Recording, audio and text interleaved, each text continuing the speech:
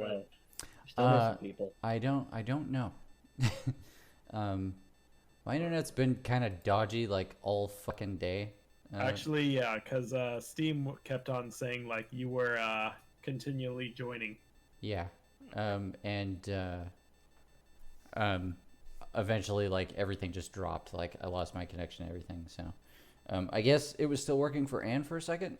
Yeah, it was. And then, like, I fucking, I reset the router just to make sure it reset the router. Well, that explains why she dropped that. Yeah, I assumed it was on both of our ends, so I reset the router. But apparently it's just me. No, you fool! It was just you. Apparently it was just me, which doesn't make any sense. Nope. Unless your computer's been the culprit the whole time. But anyway, so while you were gone, Wild went back into the store and stole everything. While everyone was in the frozen time, Wild ran back to the store, stole more napkins. Yeah. I didn't.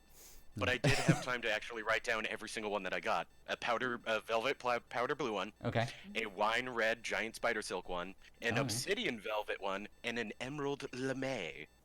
Did you just like Is there a cake generator? Did you like treasure table that shit? Nope. I just looked those up and got crowdsourced from our players. Okay, awesome. Good work, So you players. have a total of 7 now? Nope, just 4. Just 4? Oh, okay. I wasn't actually going to steal. It was. That was just for fun. All right. Oh so, yeah. Anyway, yeah. Meanwhile, over I think what I was saying was you guys got to Bifrost. You went into the plank, and when you got in there, you saw Rick and Ralos just relaxing and having a beer and talking with Arzan, and Arzan looking pretty animated, on account of the fact that he's never met the Skyfire brothers before. And for all intents and purposes was in the camp of people that thought they were dead. You know? So yeah, they're having a discussion, you know. So hey Arzan, what do you think of my family? He's like it explains much. It explains much in what way? Oh, just, you know, apple and falling from the tree and all that. Hey, Halfling Brothers, Magic Rock, grab your hands. Oh yes, Magic Rock. Yeah. And did you already get yourself some drinks? Oh yeah, they're drinking already. But All right. they see There's a pint and drinks with yeah, them. they see your grabby hands, and for a second there's a beat of silence, and then Ralos is like, "Oh, right," and takes out the sending stone and puts it on the bar.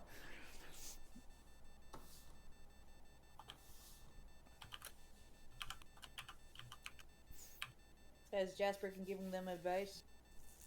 Okay. Jasper. Officially Who adding takes the that rock? to my bag of holding. Yeah. Jasper's definitely there, but he's kind of just like listening into the conversation. He's in that pose where he's like laying on his stomach with it, you know, holding up his head, and his legs are kicking behind him. Your green napkin is fancy. Yeah. Just scream LeMay. Yes. Oh yeah, it's shiny as hell. I'm really surprised that more people know what lame is. I had no idea that it was a metallic fabric. I was Yeah. There's a whole They Might Be Giant song about it. Hey, if anybody was gonna write a song about a fabric, Ugh, I know, right? um, so yeah, Guys, check out these napkins. yeah. Rick and Are you back, Ralos. Wild? Yeah, Wild's not back yet. He's shopping. He's a bit behind you guys, but he'll catch up. Yeah, they're just having a jovial, you know, civil conversation. I think they're just happy to like not be traveling. You know, they're like, oh, cool, a tavern. We haven't seen a tavern in like a couple of months now. I'm just gonna sit here and have a beer. We're just gonna sit here and do all the tavern. Yep. You guys heard of taverns? What you know about taverns? not enough. Nope. What was I gonna? I had a thought, but I guess it got away from me. I must say, your sign that doubles as a doorman is quite industrious. Oh, that's right. We should totally introduce Ralos to Jasper. Because I feel like if there is anyone that has the wherewithal to figure out Jasper, it's Ralos Skyfire. Right. Mm-hmm. Well, go right ahead. Okay. After pocketing the stone, Zakar wanders over to Jasper and is like, "Hey, man, I would ask you how things are going, but I feel like that question is probably really tiresome for you at this point." I mean, at this point, it's more interesting what's been happening to you folks. Yeah. The old man's been talking about it a little bit, but sounds like quite the adventure. Yeah, I hold up the sending stone. So this connects us to the Raven Queen now. So like that's pretty cool. Is immense. It is.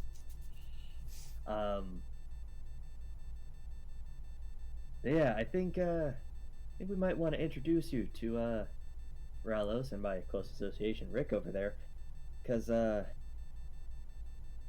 there's anyone who could probably figure you out that is actually, still sane at the same time. Might be them. He says, "Well, I'm fine with all that.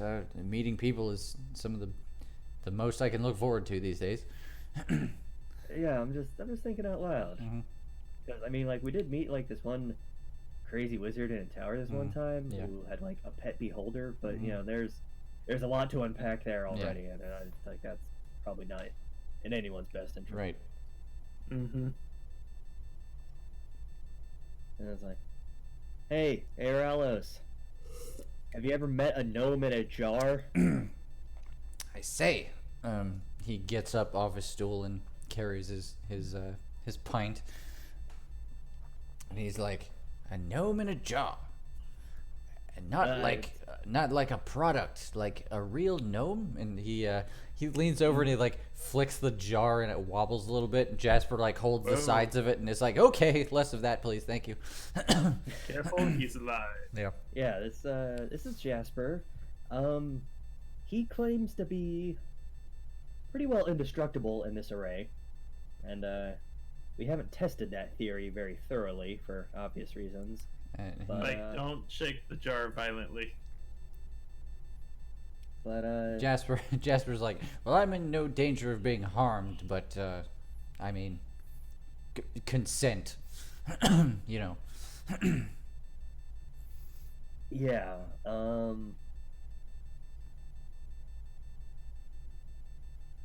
Yeah, he doesn't necessarily want to be in there. This is clearly some kind of maybe cursed affair. I don't speak magic, so Right. But just something to think on and talk to him. Because, tell me again, Jasper, how long have you been in there? He thinks for a minute. He's like, I'm not really at liberty to say. Well, more to the point, I have no idea. But at least at least a century, if I'm spitballing. And Ralos leans in. He's like, "This is fascinating. You say this jar is completely indestructible." We haven't tried everything. Not everything under the sun, but enough to be like, this is an abnormally strong jar. And he adjusts his glasses and he's like, "It's most interesting." And he's stuck in there without Brando smacks his forehead. Wait. without the I think we requirement know somebody with a tuning fork. without the requirement for sustenance of any kind. He just exists, almost as if it is keeping him alive as well as imprisoned. So are you saying if we release him from the jar, he may die? Hard to say. As much I don't know about this device, but it must be something of immense power if it can last this long and also sustain somebody for this long. Mm-hmm. Mm. With your permission, Tiny Gnome, I will happily examine your case to see if I can what I can divine from it. And Jasper nods emphatically. And Morales is like, well, fantastic, but on a later date, I'm too busy relaxing right now. And he takes a seat closer to the jar so that he can talk with Jasper. Yeah, we scoot Jasper over a little. Oh yeah. He can join the conversation. Okay. I guess we'll have to science this, which is something we're actually good at. Mm-hmm. Yeah, you Skyfires do science. That word. Yeah. Do the rest of us arrive? After a couple of minutes, yeah. Cyrus, you probably would have. I mean, let's see. You get out and start making your way back to Bifrost, and along the way, you think you see Wild like further up the road. Like he's just he's made about the same amount of time as you. Is he frolicking, flaunting his new? Yeah, napkins? he's definitely like he's carrying something new. I'll just shout and be like, Wild, and then kind of like scurry to catch up with him. Okay. Wild Cyrus scurries to catch up with you while you're on the road. On the road again. Matthew, are you with us? Yes. While you're walking on the road, Cyrus sees you and scampers up from behind you. Oh, hi, Cyrus.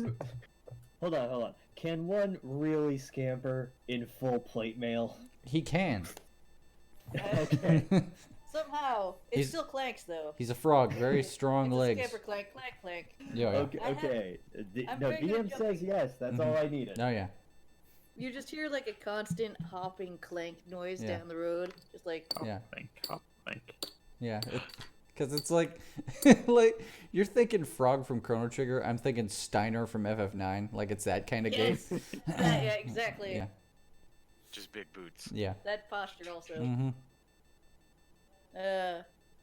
It kind of like wheeze out of breath once I catch up. You're like, whew, how's it going? Hi, Cyrus. It's going pretty well. Yeah. I was just walking back to the place, and I got Nice. these cool napkins. And I just show him these dwarf Yeah. capes. Yeah. Those are napkins. Those are. I Look at wrap you, one. I fancy. wrap one around my neck. Mm-hmm. Yeah. It's like, It looks very nice. It's pretty clear to you by looking at them that they're either cloaks or scarves or something like that, intended for, I don't know, a halfling maybe. Maybe we could stitch them together and make it into one giant napkin, if you wanted, hmm. or some sort of cape type. Turn Wild into a mummy garment. of scarves. I'm thinking more like a, like a Harlequin coat or whatever.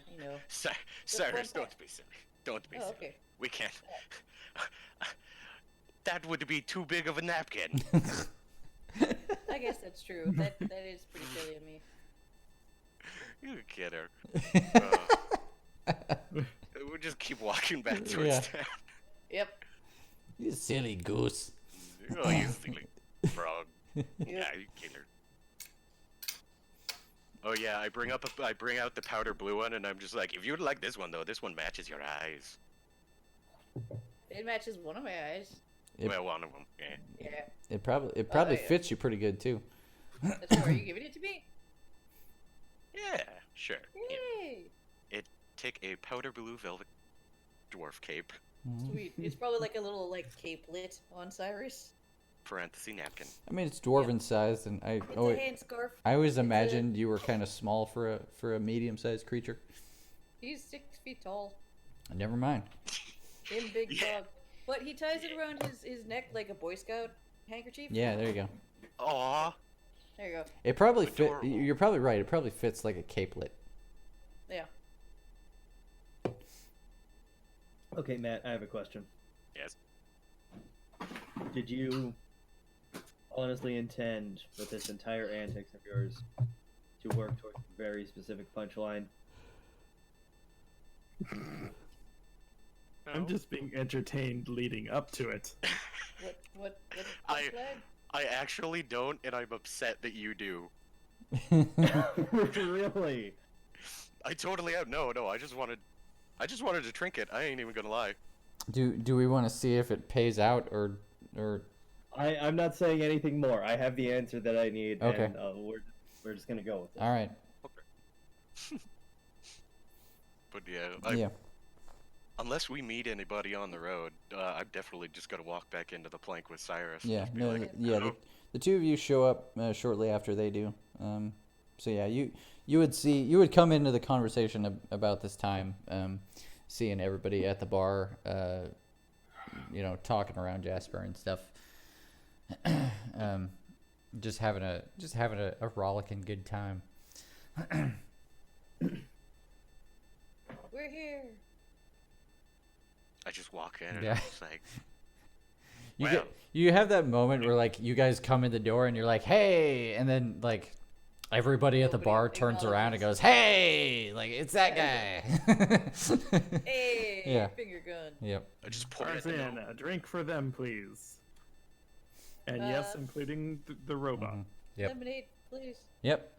One frothy lemonade coming right up. Yeah. Thank you, Arzan. You know Right. us so well. Mhm. He just points at the gnome. What are you doing with him? Why is he on the?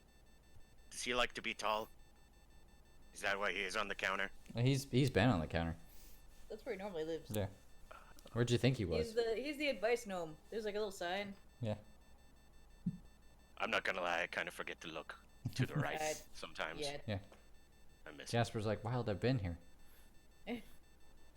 He works like a magic 8-ball. You shake him a little, and he'll give you advice. No, just ask. Please don't shake. Less shaking. There's a sign that says, "Please do not shake the gnome." You can't hurt me, but I do get dizzy.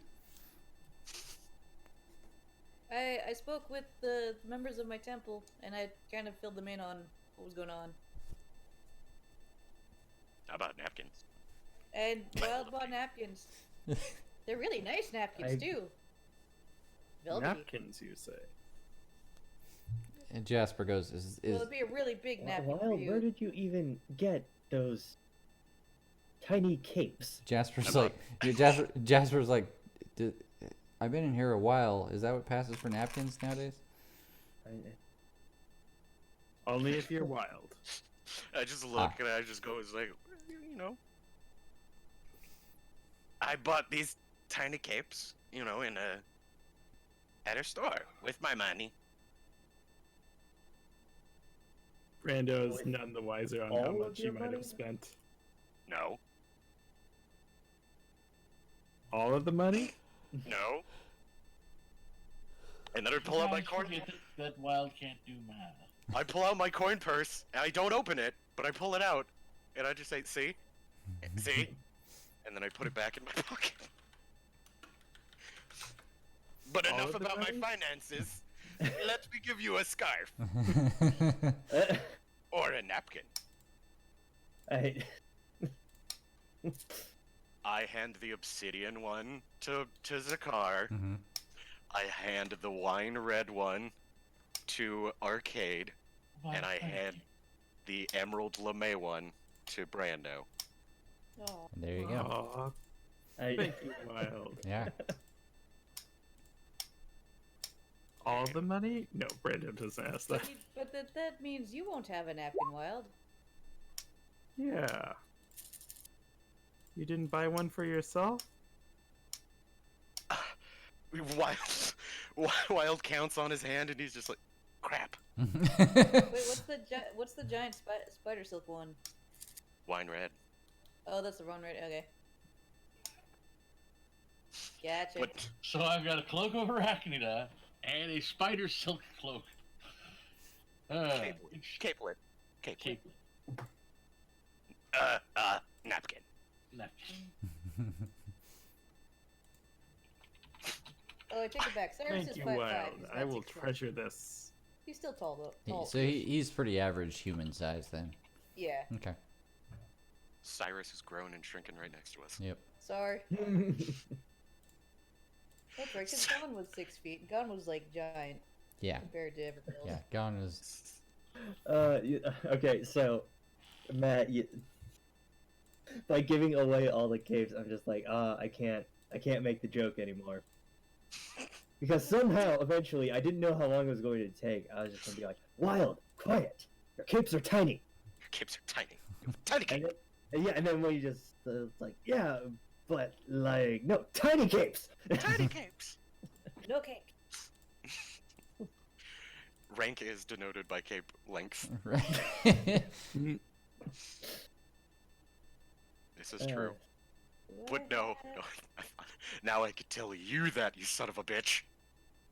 I mean, you are entirely correct, but at the same time, I'm like, oh man. I actually have the same problem as Arcade. I was like, man, I already have like this crazy ass like Strider scarf. Like, does this even work? Or am I just going to like be asphyxiating from the amount of weight I'm carrying around my neck? Yeah. I'll You just can wear it looks like a over. belt sash. You like- just you look like over it. it. Wait. It's You like, don't holy see- crap, you guys, it's a napkin! With the food! And then you just throws some peanuts at his face, some bar nuts. And then he just takes 80% of them takes- ricochet off of your chassis, just bang, and just scatter around the room. and then I just grab Cyrus and the powder blue one and I just do a single wipe down the face. Yeah. Uh, Eh, do you and then I want it, put Max? Cyrus down. Like, no, Cyrus, it's a napkin! I I adjust the kerchief awkwardly. Yeah. Okay, Oh. so this might be an There's awkward stain on it. question. But like, what exactly is like the quality of craftsmanship on the tiny capes? I mean, they make a perception check. Okay. That is a legitimate. I'll also accept investigation or even insight for this one. Oh, well then, let me check my character sheet and see which one of those actually makes the most sense.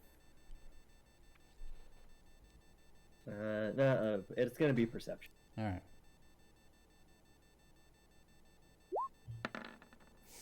21. You get the suspicion that these are incredibly well-made capes that have been handled by Wild the Warforged. Oh, okay. Meaning So they're would ripped it a be a little, or I what mean, do you they're mean? they're definitely more worn than they would be if they had been carried by anybody else in the party. in the cold grip Yeah. of my hand. Yeah, exactly. Just like wrinkled up around the middle. You can clearly see where he was just like fucking mauling these things while he was carrying them. It is the faded genes of capes. Yeah, exactly. Yeah. There's a couple spurs in there now, but it's fine. Yeah. They're still very good capes. You sure you can iron out most of the wrinkles, but yeah, Okay, understood. it is clearly a very nice cape that has been handled as a napkin by a large idiot. Thumbs up.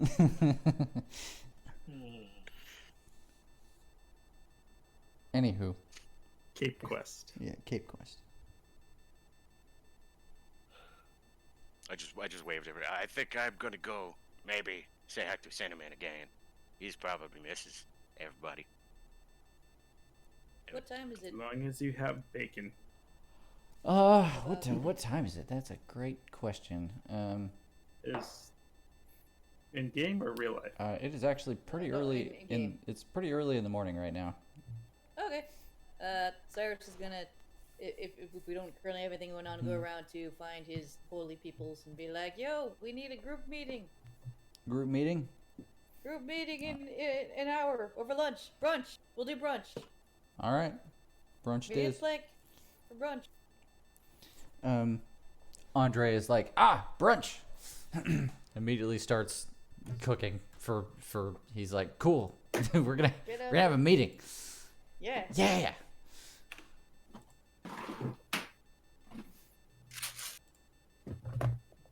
What the hell am I hearing? Oh, that's me. Just I'm for looking up me. just for a second, it sounded like something being thumped down on the table, and I suspect it was the sound of perler beads rattling, but it almost sounded like a shotgun cocking. Perler bead shotgun. Yeah, like if you take the entire tote and shake it one way and then the other way, it sounds like a shotgun. Oh man. I now want to make that. Yeah. Perler bead shotgun. Let me see if this works. It works. It did. All right, we need lady face. We need this person. Let's see who else is on the. I mean, you don't necessarily need to bring them all The D back. list. Cyrus is just gonna do the abridged version of what we told Glornin. Town To meeting. them. Actually, no, he does want to ask questions. Yeah. Yeah. Town meeting. Yeah, I didn't make all these characters for nothing. Yeah. Right? Oh, almost forgot. Can't forget Xander. Almost forgot Sunmaster Nell. Oh yeah. So, Yeah. Down 9585. and Tao, You Tao's call invited him to the me, meeting so- for some reason? Yep. All right. I was just like, it's a town meeting, town 9585. Well, it was gonna Representation matters. Be just like a holy people's meeting. Does Grook show up too? No, I choose to Just believe put just it in. just Wild was like, oh, Tao needs to be there, obviously, Yeah. but that was Yeah, like yeah, the no, only no. standout. If you guys look for Grook, you find her skulking. But Oh, not is that I not. was gonna say like roll a d20 Yeah. and then find out like Yeah. if Brooke shows up. It's fine. It's fine. That other shopkeeper's still in town, so she's still moping. Yeah, she's. If you ever talk to Grook, she's like she's Ah, clearly plotting. beefed on Burning account down on account of somebody's That poacher. the existence of the business poacher that is Leandra. Anyway, so yeah, you call a meeting, and basically an hour later, all these people gather around a table. Are you in the hideout or are you in the tavern? The tavern. Okay. Do they know about our? Did we share the hideout with outsiders? I'm gonna assume at this point people know about the hideout just because like you guys are it's a bad secret in at quotes. keeping secrets. We go in there often Yeah. enough. Yeah, I mean the entrance is behind the bar, so like how many times can like 8 people go into a storage room and then not come out for 12 hours? And you forget about the trap door that's actually literally behind the bar. Yeah, like We'd like to have fun. eventually people are gonna figure out and they're gonna start talking. we I'm need assuming is it's a in the main secret tavern just because there's probably more room there. But if Yeah. we've got space for a meeting room in the secret place, I mean, you have a big table down below, but I mean, Alright, either bring it is down to the table. either is fine. However you want to do it. There's room in the tavern. That way, Cinnamon can entertain us also. Cinnamon might burn your face though. Yeah, yeah. Anyway, Yeah, so I guess- everybody gathers. Everybody starts settling into chairs. Andre runs up and just immediately starts throwing food on the table, just like in front of everybody. Like he's amped. He's like, "Oh, cool! I get to feed Thank you, people." Andre. Like, yeah, he's just Oh, throwing boy. all this food down that Is he's this- spent the past hour making. I'm learning that we need to have Yeah. more town meetings just so Andre can Yeah, cook. do this. Yeah. yeah. Uh, Yeah, and and Sunmaster Nell is like, "Oh, we should have brunch meetings more often." The food is free. Yeah. Yep. and anyways, and what Tao, was it? Tao as like after everybody's already settled in and started grabbing food, Tao pulls up a chair that wasn't at the table already, and he's like, "And also I'm here for some reason." Good to have you here. Cyrus is gonna awkwardly clear his throat and be like, so there's a great calamity in the Oh shit! form Is that of a- sausage? I'm sorry. You go ahead. in the form of a world eater with an army of monstrosities. I have seen it. Well, we've seen through a telescope. We've seen creature. we're gonna, the Five Pines are gonna go around on kind of a world tour trying to unite the forces of the many nations to help fight this threat. Have any of you heard through your respective deities any progress? Or are your deities aware of this threat? Are they working towards it? Working towards defeating it? What do you guys know?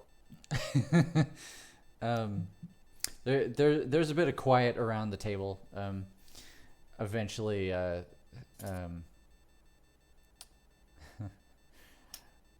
Shanka is like, well, way to ruin brunch right away.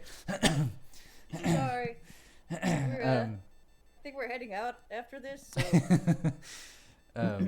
So if these creatures move back and forth slowly, if we start wiping them out, will they start approaching us faster? What are we talking about? I don't I'm think sorry, they move it's a back and bad forth. Space Invaders joke. Yeah, I gotcha. All right, yeah, okay. Respectful slow clap. Yep. Eventually, let's see, Tao Min pipes up eventually. And is like, it has been the perception, my understanding is that the perception has been that the gods have been predisposed in the past several years, and I mean, there's been a lot of discussion about what it might have been caused by, but it's entirely possible that this, you might be onto something here. This might be the reason. That would certainly make sense. Yeah. Mm-hmm. I can personally vouch that that is the direct cause of disappearance of Lulf and the Raven Queen.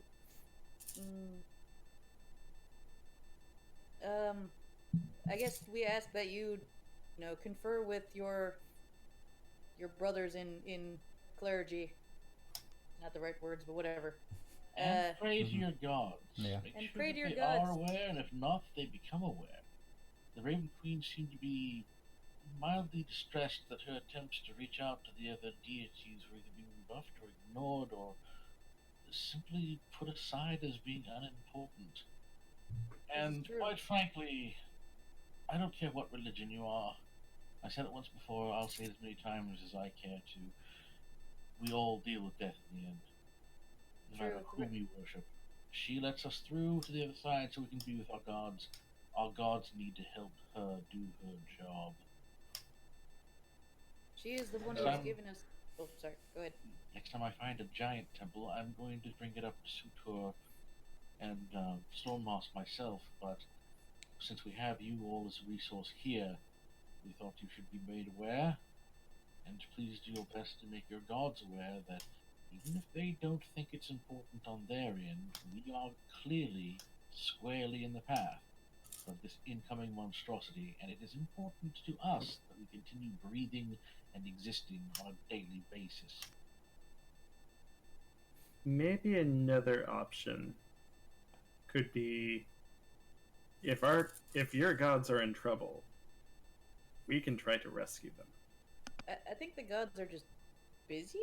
Yeah. They might be busy. Yeah, they might be busy battling the thing. Yeah, I mean, if they were like, the Raven Queen was a weird exception because like that was definitely a thing where it's like, oh, she's not in the office. It's like for an indeterminate time.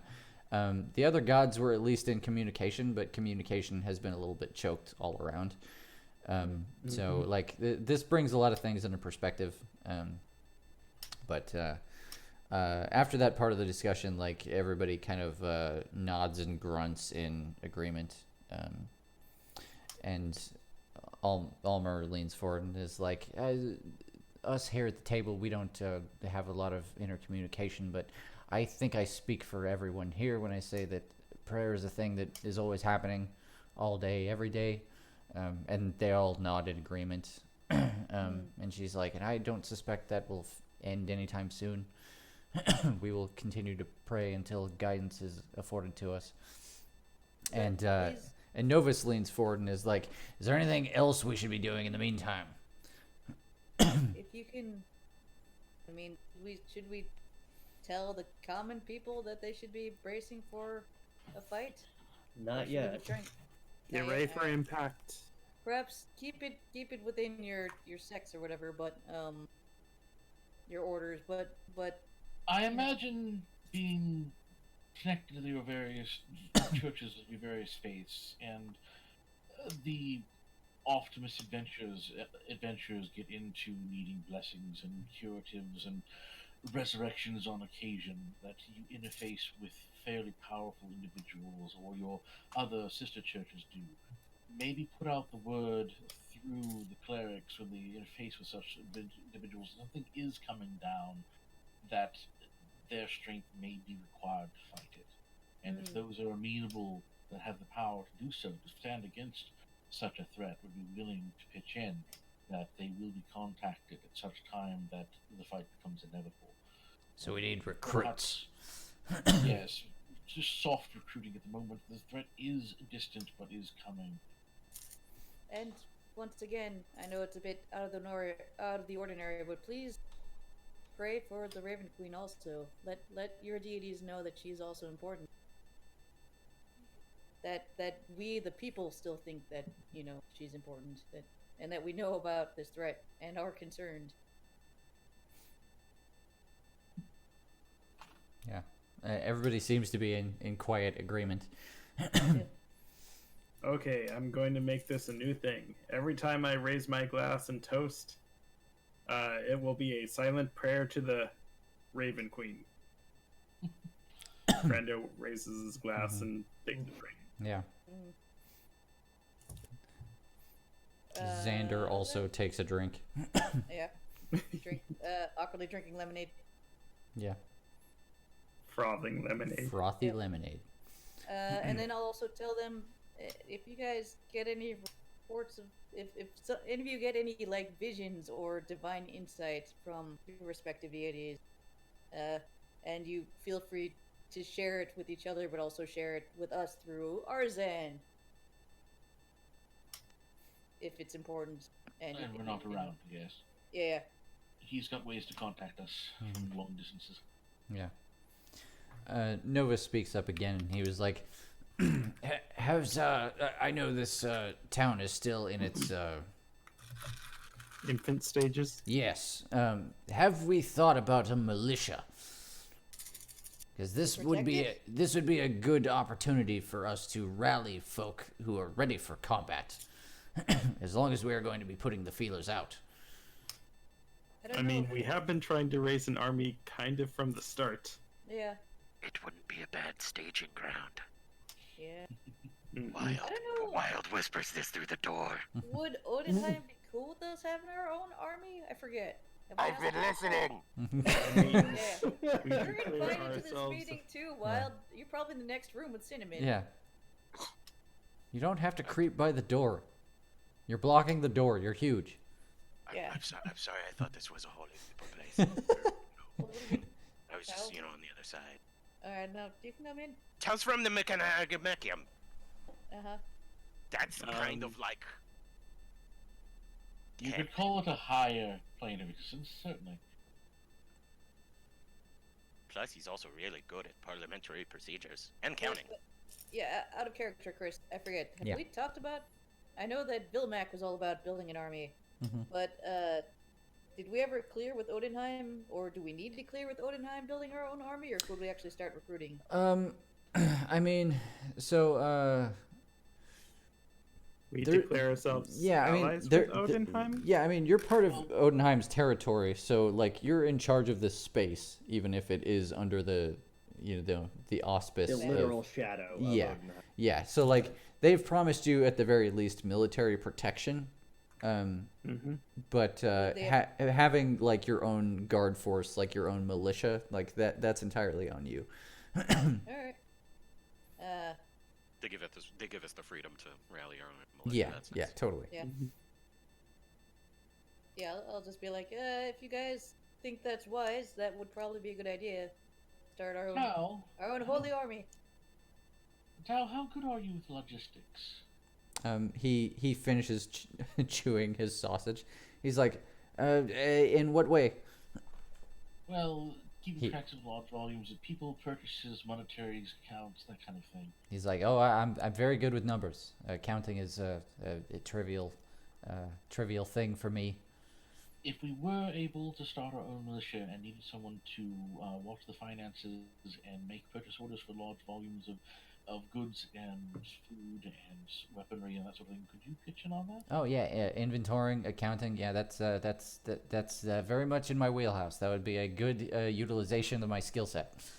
Thank you. I appreciate the aid. If necessary. Oh, I'm just happy to be useful around here.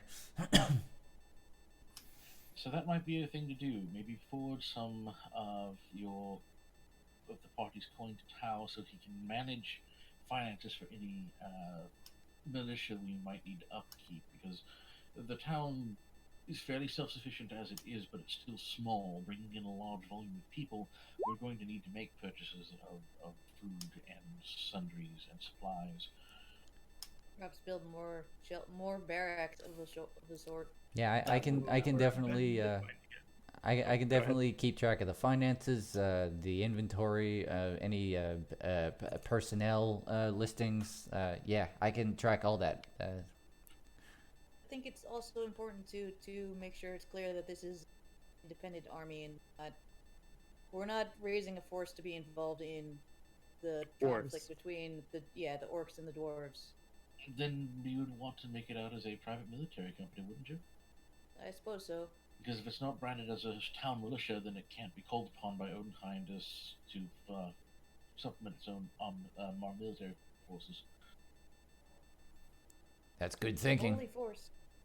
Mm-hmm. A mercenary company we have on permanent retainer. That would be it, but that would require a lot of money. Yes, well, everything starts somewhere. That's true.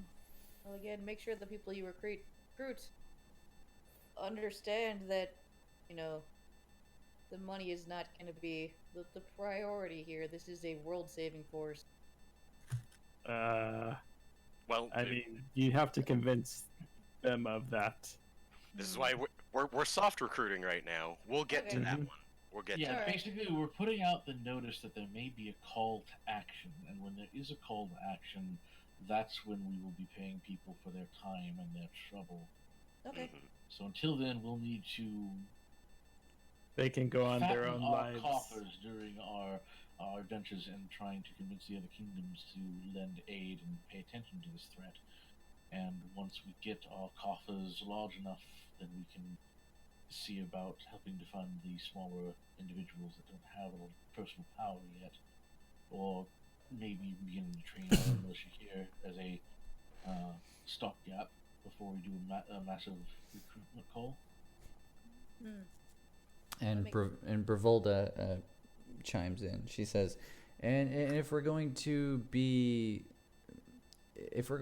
bringing in new recruits, like, we're going to need a place to put them. So it might be smart of us to maybe come up with a barracks or something of that nature, just so that we could promise them some shelter." Wild taps his chin and is just like, I was going to build something with a B. Barrack. I could do that. It's a barracks now. Guys, I could lift so much. Like, I'll make a place. All I need is wood and nails and people to help design and make it. Another option is we do live next to a boatload of dwarves. We could expand the underground facilities. True. Although, We could. I mean, they seem still pretty preoccupied with the war effort. Perhaps it's just the military. We don't need more roommates. We don't necessarily have to expand this particular underground section. I did think that was specifically what you were referring to, but yes. You could do either or. The doors do exist. This is all true. Oh, hey. Oh, he's not. Sorry, I was going through the tab list of Bifrost people. Yeah. Okay. I was like, God, tell me I didn't forget somebody. No, but I just remembered Lance is a character. Oh, yeah, I'd ask yeah. about. That Centaur sighting, but that's different conversation. Anyways, enjoy your breakfast. Nom nom nom. Yeah. And also just, spread through your network what networks you have. Spread the knowledge. Yeah, and Let's work together. Let's be a coalition. so should we start building anything, or? Yes, if we're able to start building a barracks, a temporary barracks, or even tents. Lyle Yeah. just nods and says, "I'll get the rope." Yeah, Bravolda kind of volunteers to take care of that. She's like, I'll think of something. Alright. We're gonna be journeying to some other nations, but we will return, hopefully, in not too long of a time. We will be back to assist. So yes, we should probably speak with Zakar about the party funds and how much you wish to allocate towards these endeavors. In retrospect, I feel like Zakar should be at this meeting also. He's a holy person, kinda. Gar is at the meeting. Oh, okay. He's just really quiet. Okay. Holy crap! You've been in the corner that whole time. Oh shit. Brooding like Anything else I'm Batman. missing, Zakar? His new cape. No, no, yes. Cyrus, you've been doing fine. This is simply your purview, not mine. Zakar is Alright. Batman. He's Go brooding in the team. corner. And break. Well, I mean, there's no doubt that Zakar is definitely the Batman of this team.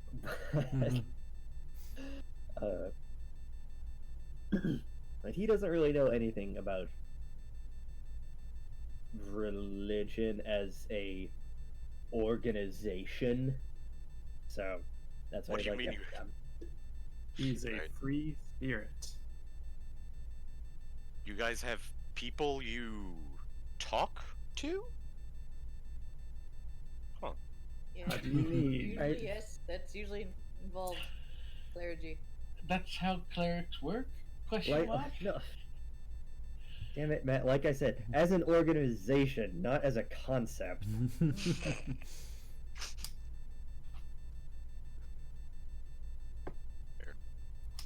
I forgot out of character. There was another thing on our docket, and that was trying to deal with graves. Did we have a plan with that?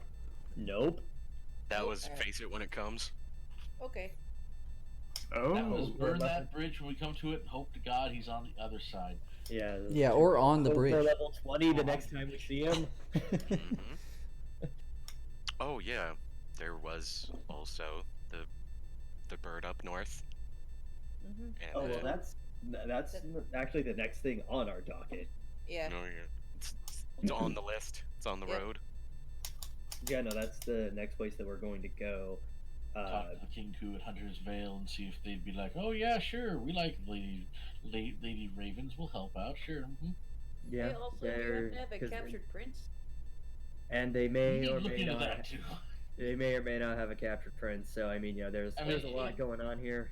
It really sounds like if we want Odenheim to get off the war footing and really be able to pitch in towards this Eater of Worlds thing, we're going to have to find what's his face's son? Yeah. Trogdog, yeah. Result Tracks yeah. of blacks. Tracks of Blacks. Yeah, no, Trog the 9th, so Trog the 8th can basically be legitimate, and maybe, and I know I'm the Shadow Kai talking, but maybe if something were to happen to Trog the 9th, to properly unalive him, that may or may not do a really big favor to the Warforged. It Are we? But there was that thing that the king was saying something about the Warforged being controlled through the bloodline, and even though he was brought back from the dead, he didn't have that control. Am I remembering that correctly?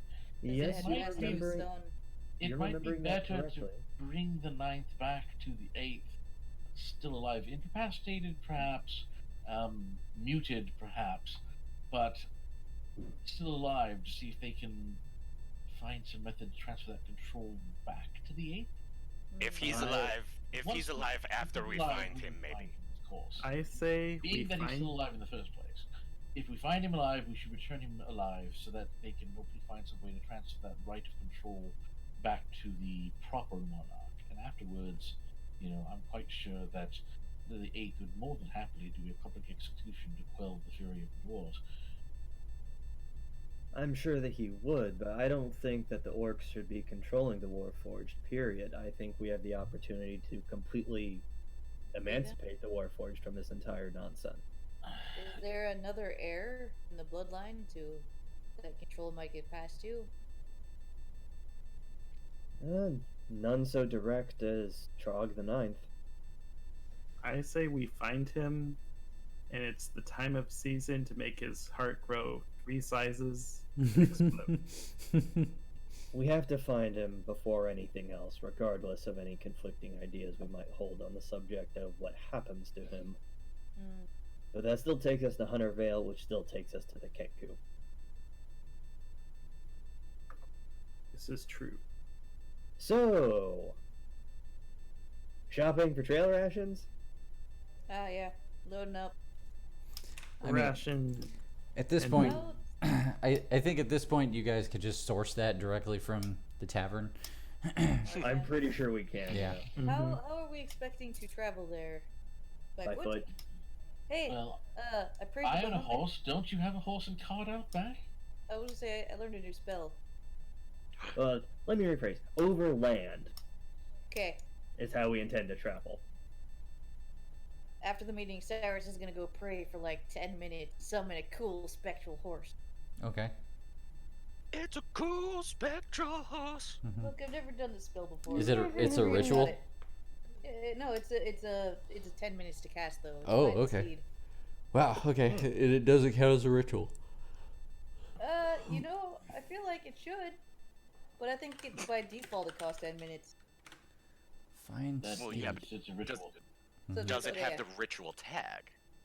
If it did, I didn't mark it, but probably yes. It doesn't. No, casting time 10 minutes. That's. Yeah. You summon a a spirit. weirdo. Yeah, it's not concentration or anything. You summon a spirit that assumes the form of an unusually intelligent, strong, and loyal steed, creating a long-lasting bond with it. Appearing in an unoccupied space within range, takes the form that you choose: warhorse, pony, camel, elk, or mastiff. What? Has a riding dog. Yeah. It's just a steed, Yeah. not It's a not smart any steed. particular kind of steed. Yeah. Steed has statistics of its chosen form, though it is a celestial, fey, or fiend. Your choice. Probably a celestial in your case. Yep. Additionally, if your speed has less than 5 intelligence, it becomes 6. Cyrus just running on Shadow Mare. Yeah. Just Yeah. It can understand one language of your choice that you speak. Serves as a mount both in combat text. and out, and you have an instinctive bond with it that allows you to fight as a seamless unit. While mounted on the steed, you can make any spell you cast that targets only you also target the steed.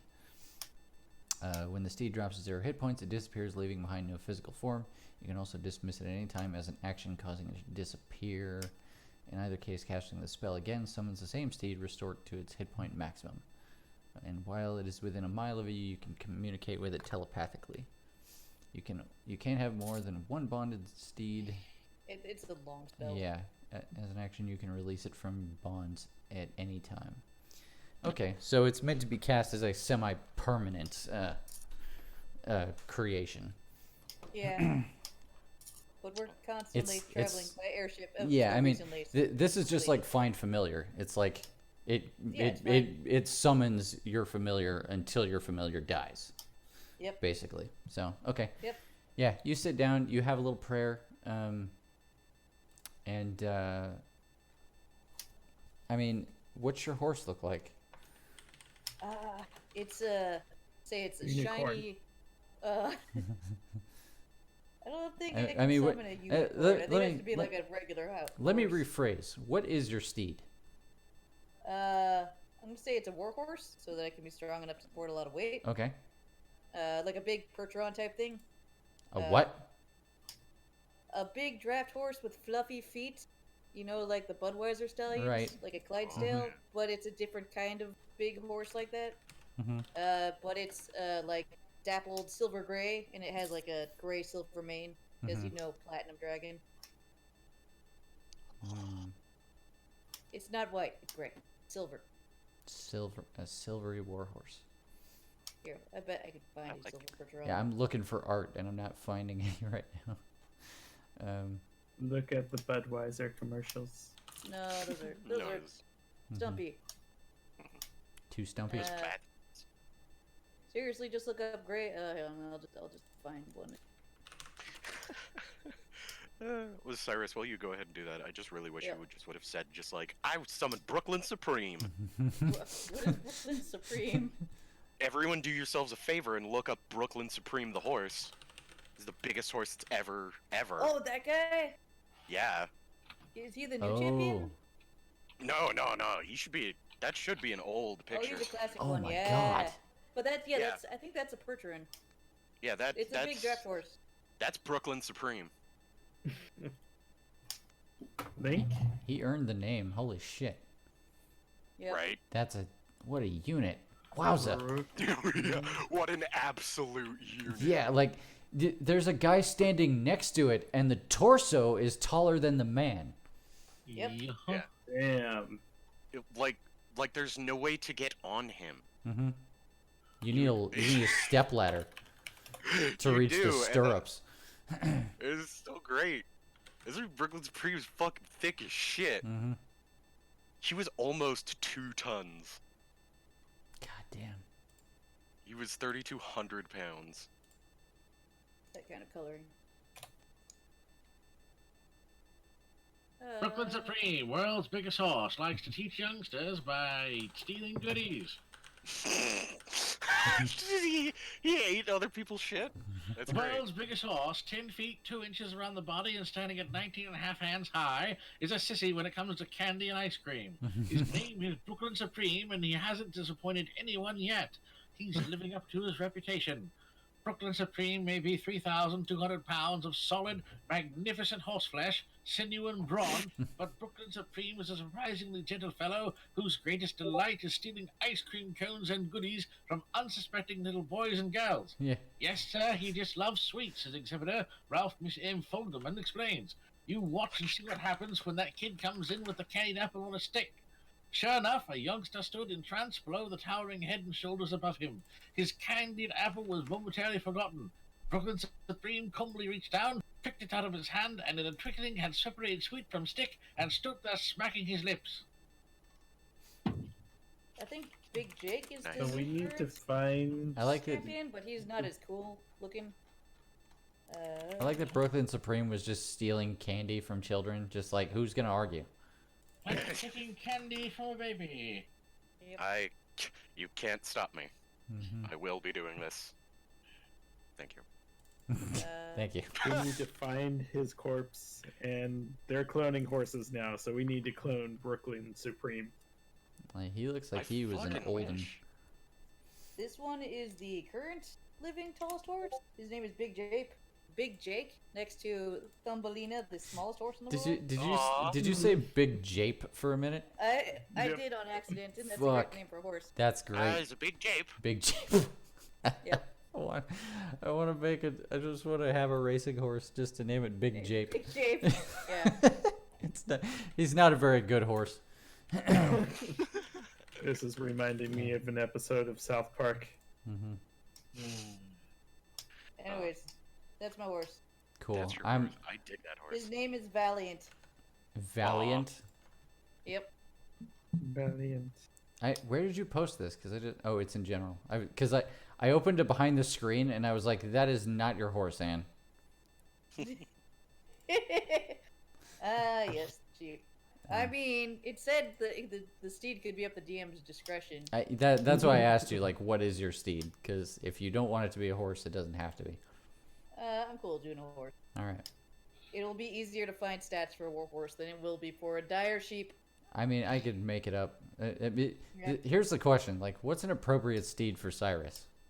Cyrus wants to be a cool legendary hero. That's Well, definitely giant he frog. So He would in his definitely- mind, when he's thinking of a knight in shining armor, I'm guessing cool giant horse. King aquatic. Oh, a giant seahorse. Yeah, but that's not practical across land. Oh. I mean, flying ideally giant a seahorse. griffin. I think a griffin is the coolest mount I could think of for a paladin, Right. but I don't think I can have a flying steed. So Well, I mean that you might need a bigger spell for that. We'll talk about it. yeah. Well, if A you can't have a flightless flying flying steed, steed. how about a hippogriff? That is true. Wait, don't hippogriffs also have wings? Also, correct. a Hippogriffs do a have wings. regular horse will not look too out of place in most places we're going. Hopefully. Mm-hmm. Anyway, we'll talk about that later. We'll talk about Valiant at a later date, because he is a cool new character that was just invented. So yeah, you sit down, you have a little prayer, and before you know it, you open your eyes at the sound of hoofbeats, and you look up, and there's a radiant, glowing, Mega horse. already in like Bahamut livery and armored and everything, just like he's ready for battle, obviously. Yay! I gave him a sugar.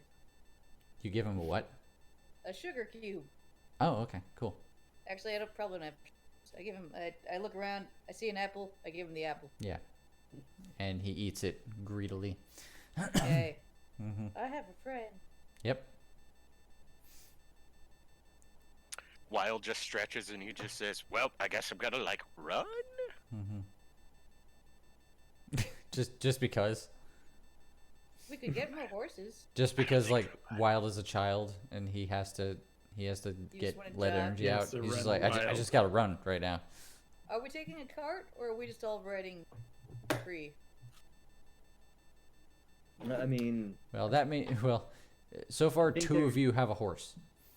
so yeah. Rest of us have to do something. Well, I mean, didn't, we could Yep. hook up cart to the horses. didn't you guys have a cart at one point? Yeah, We you guys did. totally have a We car. did. Is it still at the whatchamacallit? The house? It's parked around the side of the tavern? building. Yeah, it's parked around the side of the building. There's two horses.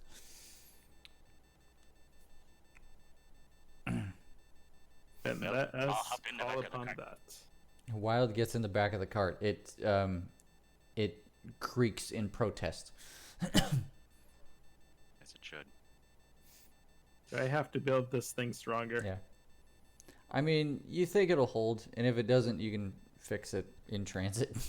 But you can definitely feel like when Wild gets in the back of the cart, you just hear like 6 leaf springs just. Yeah, or leaf springs just bottom out. Yeah. Just, air clunk. I think we need to order a stronger cart Right. for future. I'm gonna need more Endeavors. springs. You guys need better suspension. That too. Um, That's wild. so okay, you got an empty cart. I mean, it's full of a Wild at the moment. Brando also gets into the cart. Okay. Does it creak down anymore? Not really. Ratio wise, Wild appears to be contributing the majority of the weight.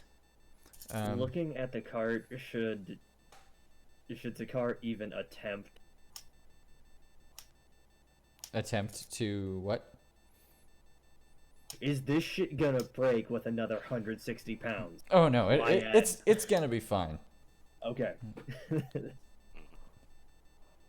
All right, then I guess we're piling in road trip. All right. All right. Road trip. You guys get underway. I have proficiency in vehicles. Oh, so you should be So driving. do You? well, no, actually, I do too. So what All right. stat does that use? Whatever I want, but probably dexterity. Okay. Yay! Finally, somebody else to drive. Oh, that's an. Yep, you certainly have it. I have it. Yeah. You don't have to roll anything right now. Because you guys aren't doing anything strenuous.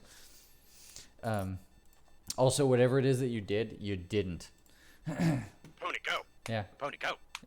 And it does not. Anyway, yeah, Zakar, I assume you're sitting down in the front by yourself. Yeah. Okay. So what route are you guys taking? I don't know if we even have the requisite information to answer that question. If I at did a map. this, would it help? Well, I was about to pull up the map that Andrew. Yeah. Well, Do we want to swing through? here's a shitty map. Boy, this is really I guess terrible. that one- This is a really terrible quality map. I think that's just because of the way that. I think it's just low. I think I just had to upload a low res version of it because I probably didn't have a pro account when I uploaded this. Time. Yeah, so it's probably like derp levels of resolution.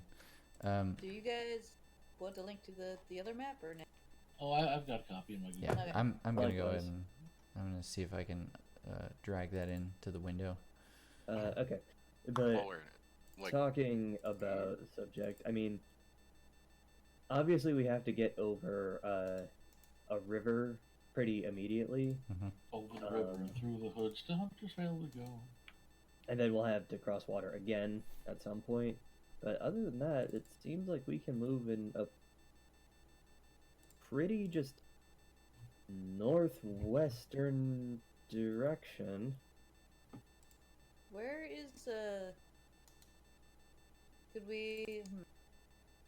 Where's our boat? It's in Dhaka or not Dhaka? Watch I it. was gonna say that's gonna be Yeah, in, it's in Watches. Watches, which is like over here. Yeah, that doesn't help. No, it does not help us at all. Is there a river barge that we could? There has to be some way to get over it. Like, That'd be slow though. You just want to go straight over the lake. Got a name for that, yeah. Over the river west of Odenheim. Well, there is a oh shit, I'm gonna have to resize it anyway. So it's kind of hard to see, but there is basically, I mean, there's mountain ranges, obviously, that kind of cover that whole area. Like, here, I'll just freehand this shit. Basically, this whole area is mountain. It actually, the lake goes right up to it, at about, like 90 degrees of the lake touches the mountain. That's how close it is to, so you could barge over the lake to save some time to get to the other side of it. Otherwise, you would have to go around. Otherwise, you would have to go west around the mountain and then go over the lake. Or over the river, I should say. I was say, could we? Is the river downhill from Odenheim? Going west? Or is that like an uphill climb? I feel like I would be more qualified to answer that question if I understood, like, geology. And is like over here also all mountains? I feel like the ocean would have to flow into the lake, not the other way around. What is it, All, salt ri- on all, the lake? all No. rivers go to the ocean eventually. Okay, so the opposite is true. But Odenheim is up on the mountain, so probably from each direction. Well, the river actually goes through Odenheim. Like the lake is adjacent to the mountain. The river Right. flows through the rock and actually makes a river through the town. And then empties out somewhere else on the other side of the mountain and flows out to the ocean. I dig it. So is it like rapids? waterfall? Probably at parts of it, sure. The part of it that goes through Odenheim is pretty, it's well, well managed, I would say. to the point that at the very least you could probably wade across it in town without being swept away. 'Cause I feel like imagine if it's in town, there's probably bridges that go over it. Yeah. Oh yeah. There's bridges everywhere that go through it, but it I feel cuts like if we through. take this path would be my idea of a path, but I don't know what that would look like. Do you want to barge through town, and then ride the river? Basically, Okay. ride, and then whenever there's not mountains, we can get off and force the rest of the way. Okay. Some of it does go underground, because this is. Keep in mind, this is still the body of water that flooded Old Odenheim. So once it's underground, like you're kind of at the mercy of of geography at that point. I Is think there- it would probably be wiser to cross it while in Odenheim through the bridges that are in town, and then just continue northwest from there, because then we'd be over the water already. Yeah. Well, I mean, barring some hidden passage in Old Odenheim, there's really only one way out. Oh, is there? Yeah. That's through the river. Yep. And that goes south of the river then? Yes. Yeah. It's the entrance you guys always use. Is there anybody who's ever traveled west from Odenheim, like towards Hunter's Vale? West Might know what the from Odenheim? yeah west out of Odenheim. Anybody who would know what the terrain is like there that we could talk to? and Oh, be it's. like, I mean, "Yo." there's plenty of roads and stuff. Yeah. I mean, there's civilization out here. You guys have traveled that area before, but it's been a while. I mean, alternatively, we could go, southeast, come around the lake on the other side, go cut through Gringen. Yeah. You could go that way. It'd be a little longer, but it wouldn't have Yeah. to worry about barges or anything. You would just have to go through Yeah. mountain passes. You could go. Let's see. We've also So never been there, so yes. so let's see. You could go around the lake. You could go around the mountain, and you could head up that way. You could also head directly west, and then head north, and then cross the river. Those are the two obvious ways to do it. Do we want to attempt to, stop in Daka or any of the places along the way and see how things are going? I really don't think Chalksadog wants to see us without having results. Okay. Yeah. We could be like, yo, we got a lead on your kid. We'll be back in a bit. No, I Last think time he did say that he just doesn't want to see us. That's fair. Those were Whereas if we I had his would kids rather in not see him chains, either, so yeah. whereas if we had his kid in chains and were dropping it at his feet, he would have a different tune to sing. But at the moment, the song is "Get out of my town, or I'll kill you all." Yeah. No. Wait, you know that there are passages through the mountains to get to the other side? Oh yeah, you can cut Gringen, north right, of Gringen. Gringen. Yeah, there's a pass. I like the Cut idea of west going to from Gringen. Gringen. Yeah. It's not. And It's that's- not that too. It's not that too far out of the way. If you wanted to go through the mountains, it would cut a little bit of time off. Going to Gringon would not be that farther out of your way. That makes sense to me. I can- Adding like another 6 or 7 days one way or the other, but you don't have to worry about crossing the river. So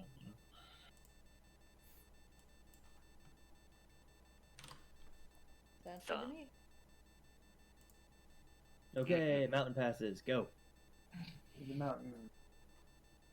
Traveling eagle good. Traveling eagle good. Let's get drunk and then drive some horses. Yep. Sorry, I'm trying to resize an image. Oh, okay. Oh, yeah. Okay. Yeah. Did That. our DM's internet eat shit again? No. No. Everything's fine. I like deciding where we're going on the map. It's fun. Yeah. Let's plot out the route.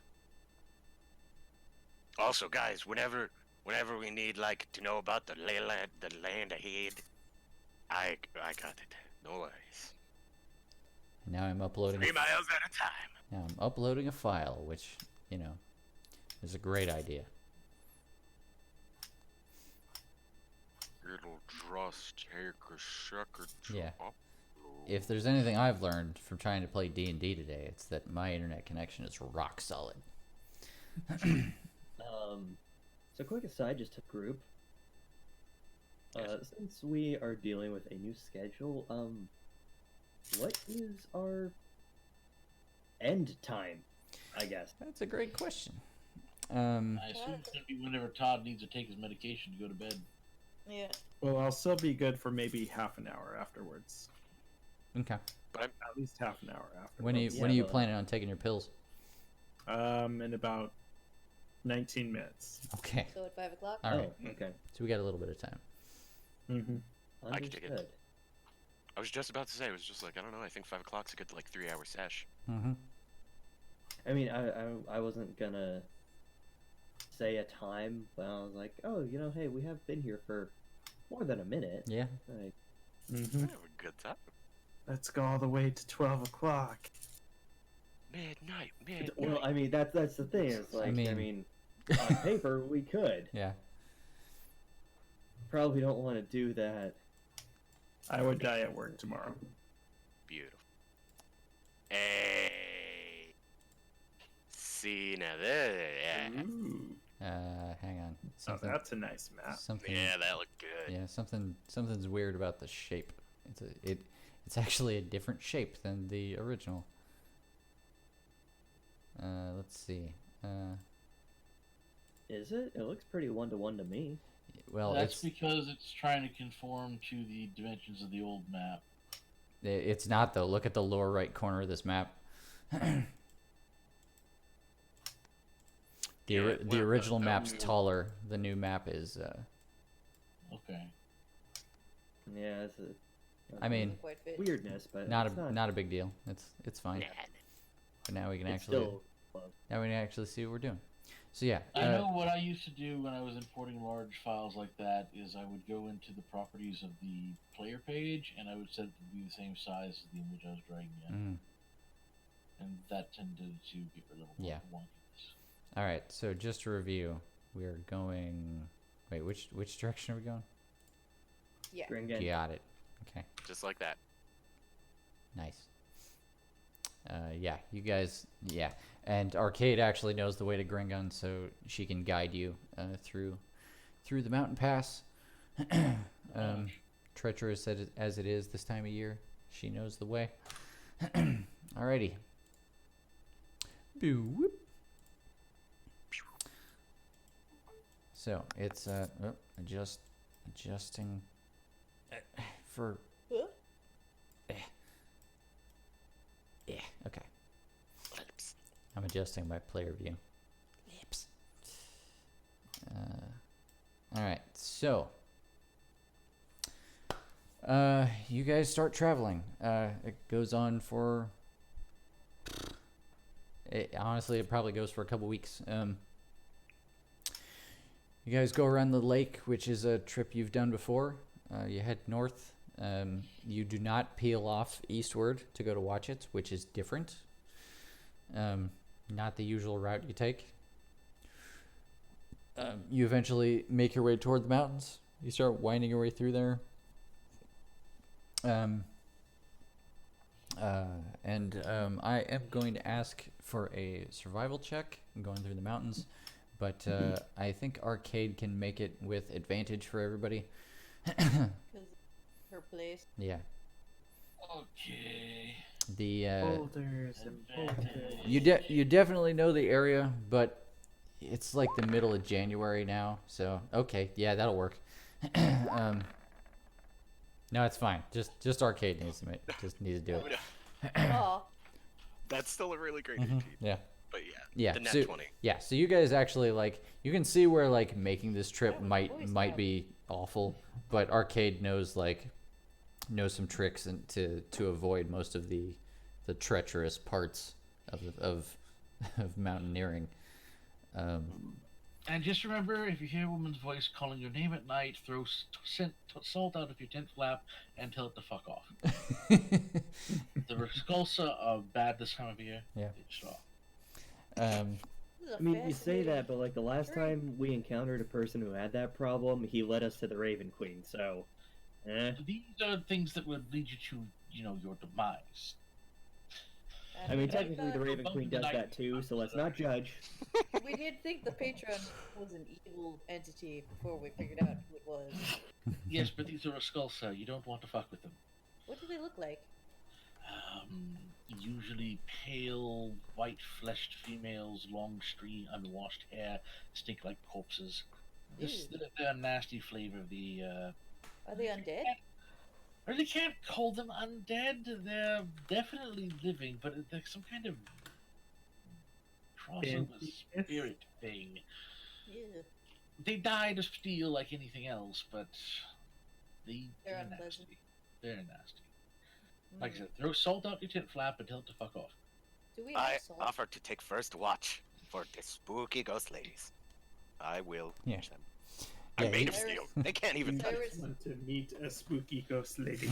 gets a bag of salt and goes to sleep, but like tries to sleep with one eye open. Right. Scared of ghosts. Mm-hmm. He cuddles the bag of salt. Mm-hmm. I'll take second watch.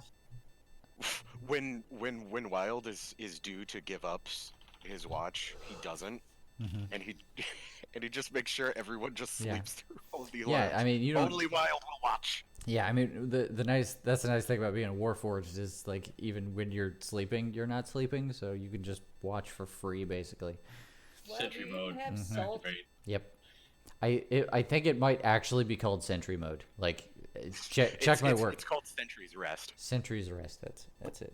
It's close enough. Yep. It's very, very close. Yep. Okay. So yeah. So after like a week and a half of travel in total, you guys you're going through this mountain pass, and then before you know it, like you're squeezing through this path in the rocks that like you guys wouldn't have even noticed it was there if Arcade wasn't there to show it to you. And then you go through it goes between like almost being like a tunnel, but it's some very like thin canyons in the rock,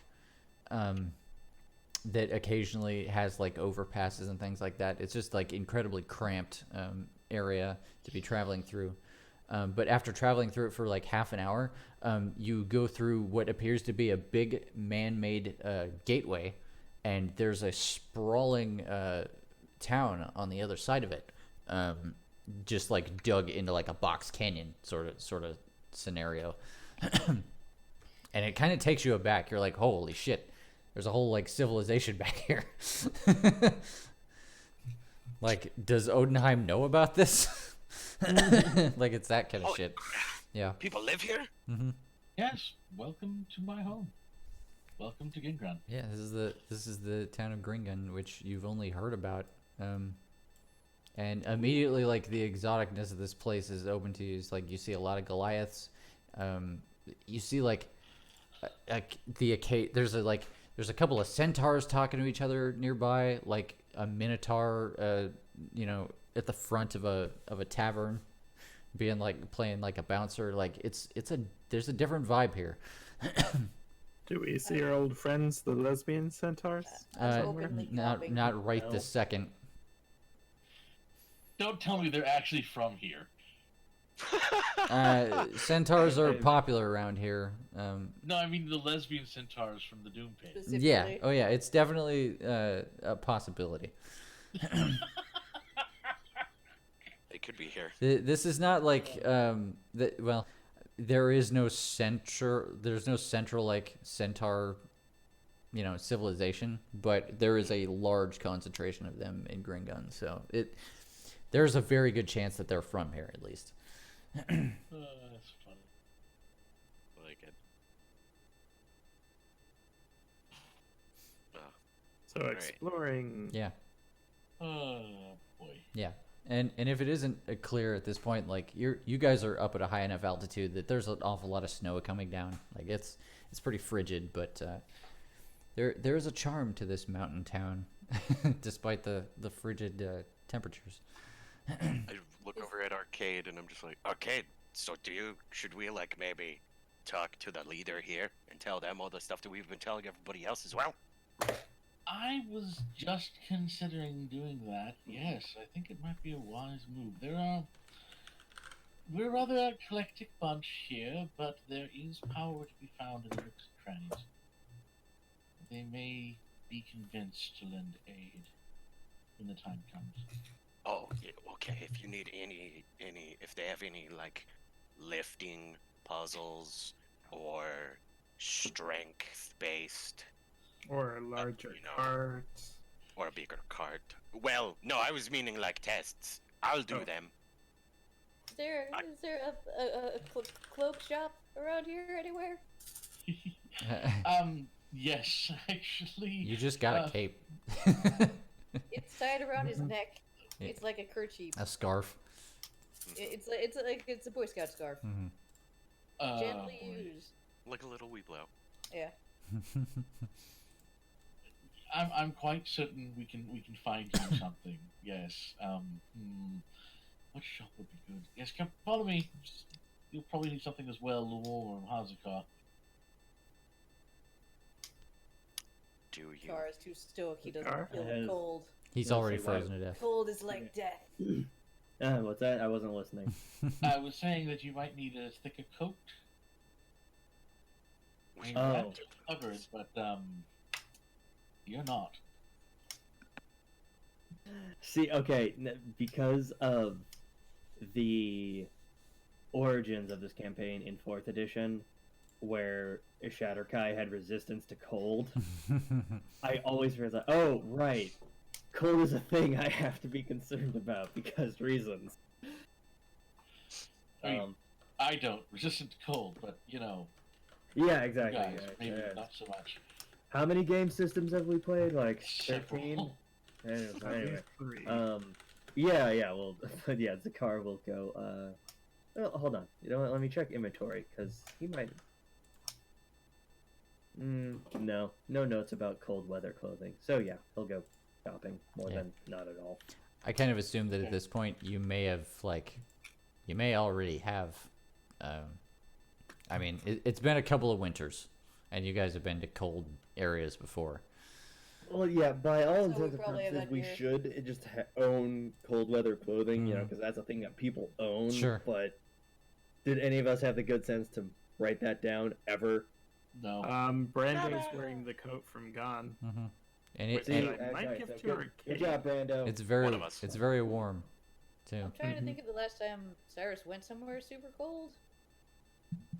That was when we fought the, or tracked down the guy who made the, plank walk.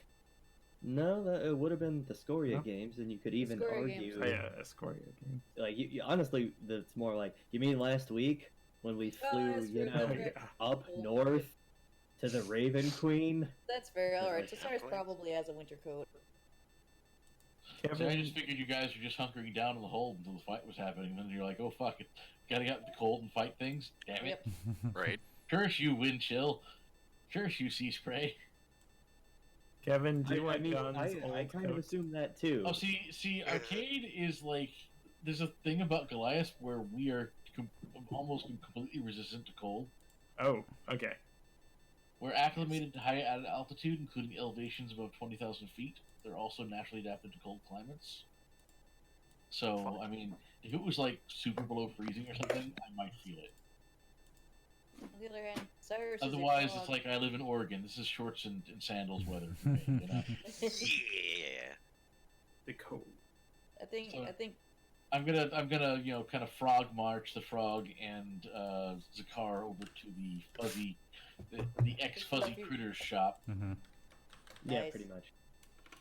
yeah, I just assumed that Cyrus being an amphibian is if it is cold, he is always like, give me as many layers as Oh possible. yeah, so it it's looks like it's cold as hell. Sorry. But I mean, if you ever prepared for the winter, you know to like pack your armor with furs and things. So and stuff. yeah, Just have a blanket packed inside the armor Yeah. and on top of the armor. carry a torch just for the hell of it.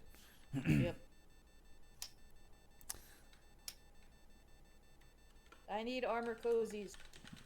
What you need is a fur gambeson, and I think I have someone who could set you up. Ooh. I just like thinking of Cyrus being like the little brother in the A Christmas Story. Exactly. That is exactly And what I picture. just super bundled up like a starfish and just not waddling place to place. Just I can't keep my T-posing eyes everywhere. Yeah, exactly. T-posing Yeah. everywhere. And it's just, nah, nah. And we push you over and you can't get up. Yep. That's him. Oh my god, you killed Froggy. You bastard. Alright, so you was guys there? get close. Yeah, we get Fuzzy. Yeah, let's get into the local cloak and gambeson shop. Okay. Yeah, easy enough to find. Probably right there at the fucking entrance. Yeah.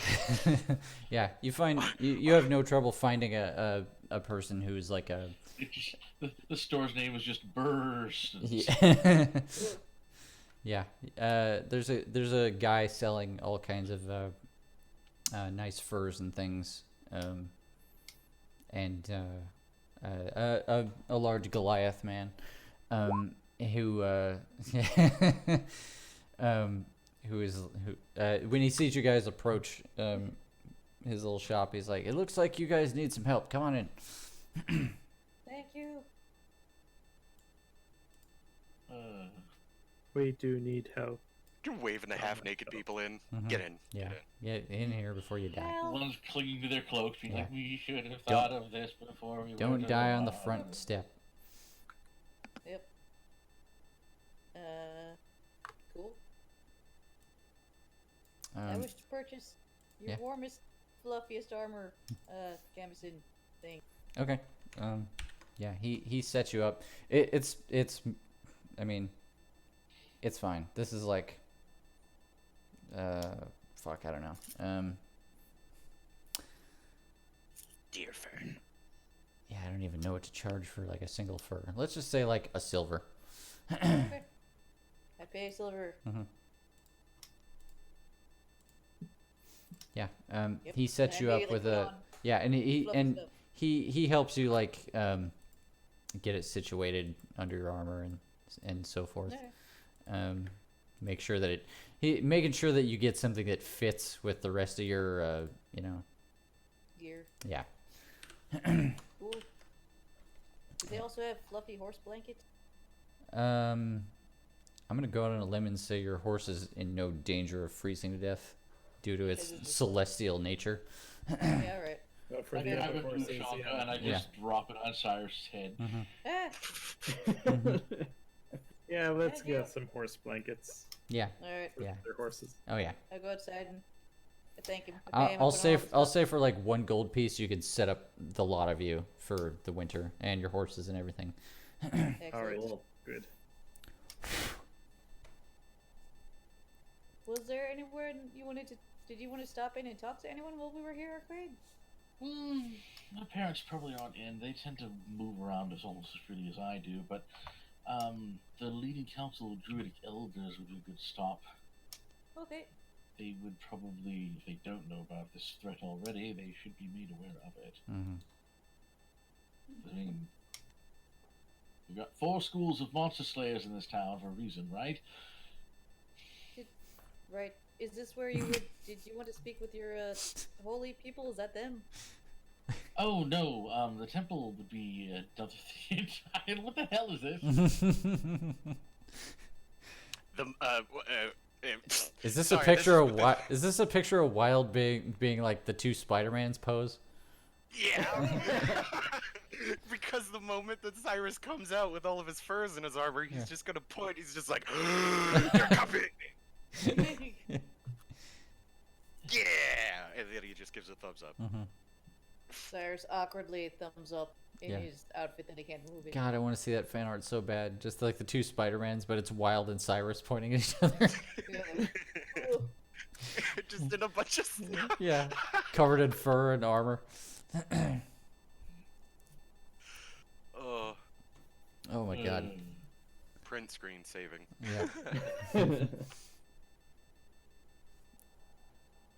Anywho. Yeah. You guys just see like Oh, you know what? Actually, I actually think I know where to like buy IRL what Zakar is going to be equipped with now. Yeah. Let me see if I can find it, because it'll be that much funnier if it is. I'm gonna go pee real quick. I'll be right back. Oh yeah. That works. Cyrus is going to attempt to teach Valiant some tricks in Primordial, because that's the language that I guess you'll understand. So you just see Cyrus awkwardly in this comfy, fur covered armor, just being like dib dib dib dib dib dib dib, and the horse snorting, staring at him. I ain't doing that. Dib dib dib dib dib. Nope. Snort. I Even like his that. magic horse doesn't listen to him. You're... No! Aw, Cyrus. I hope your horse would listen to you. That poor horse. Oh, Cyrus. Eventually, the horse paws the ground once, and Cyrus is like, "Yay!" Like he did a trick. Oh, yeah. I did it! And he turns around and is like, "Look, I can handle animals sometimes. I taught him a trick. See, Wild?" I just go, oh my god! He can count to 2 at least. Mm-hmm. He's very smart. I really just want this horse just to roll his eyes at us. He just poops. Poopy the horse. I should probably mention that you could speak to your horse telepathically. I could, but what's the point of that? I don't get to speak Primordial.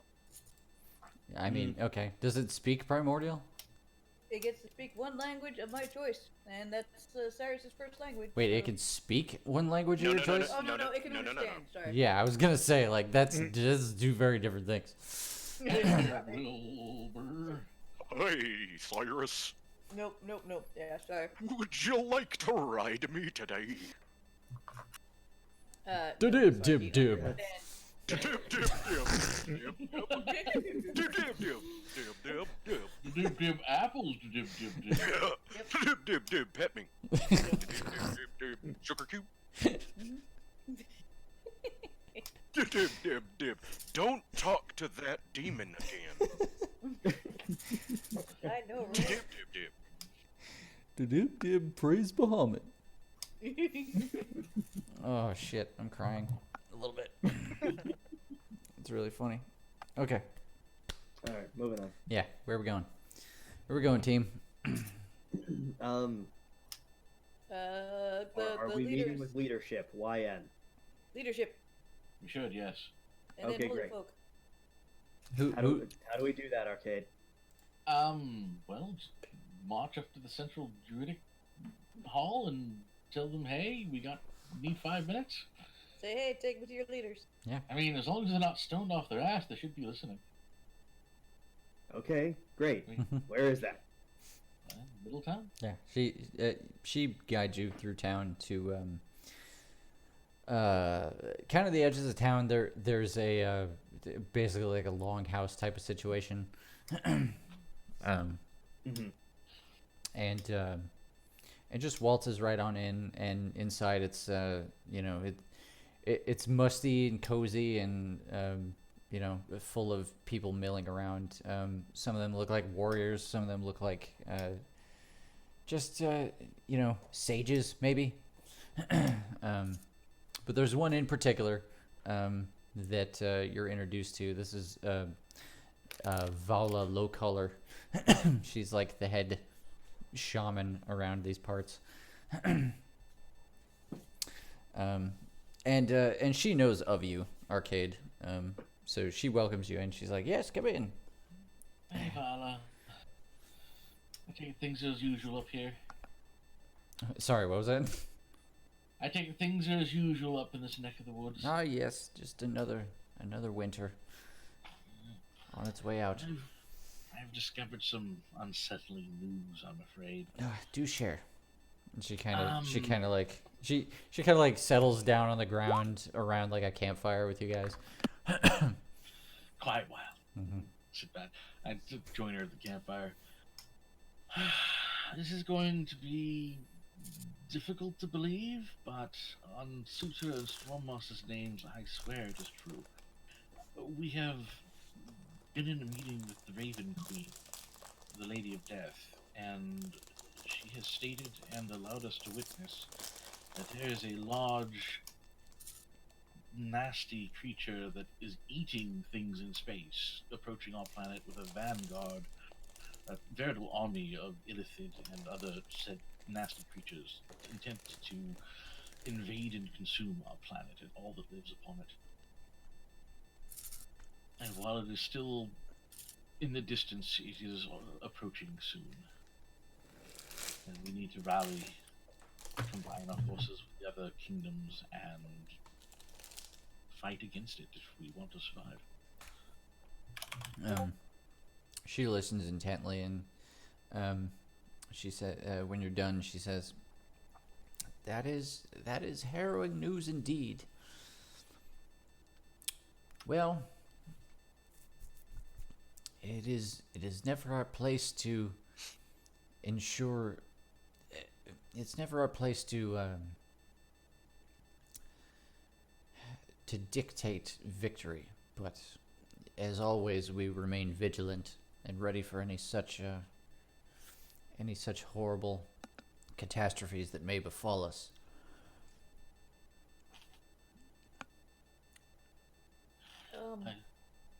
Sorry, go ahead. I know that we have made our own precautions in order to fight things that want to prevail on the side of evil.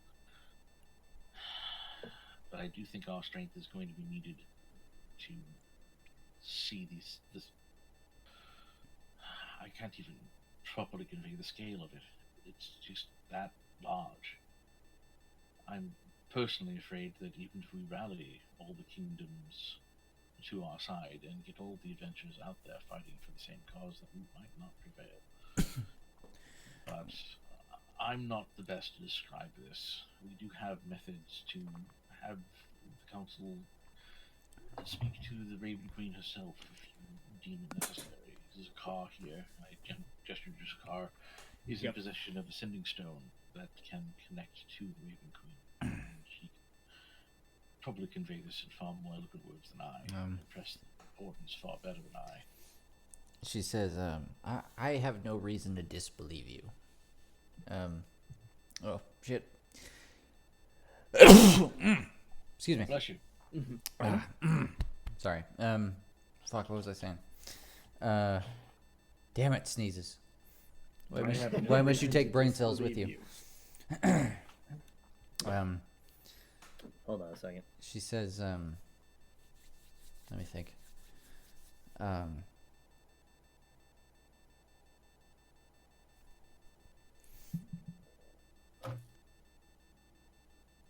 She says, I have no reason to disbelieve what you're telling me.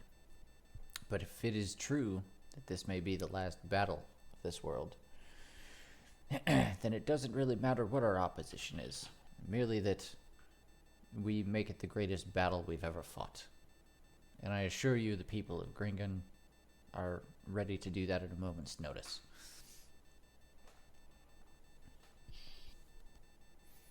Then I think my job here is done, to convey the threat and ensure that we have enough warning to get power in place where it needs to be.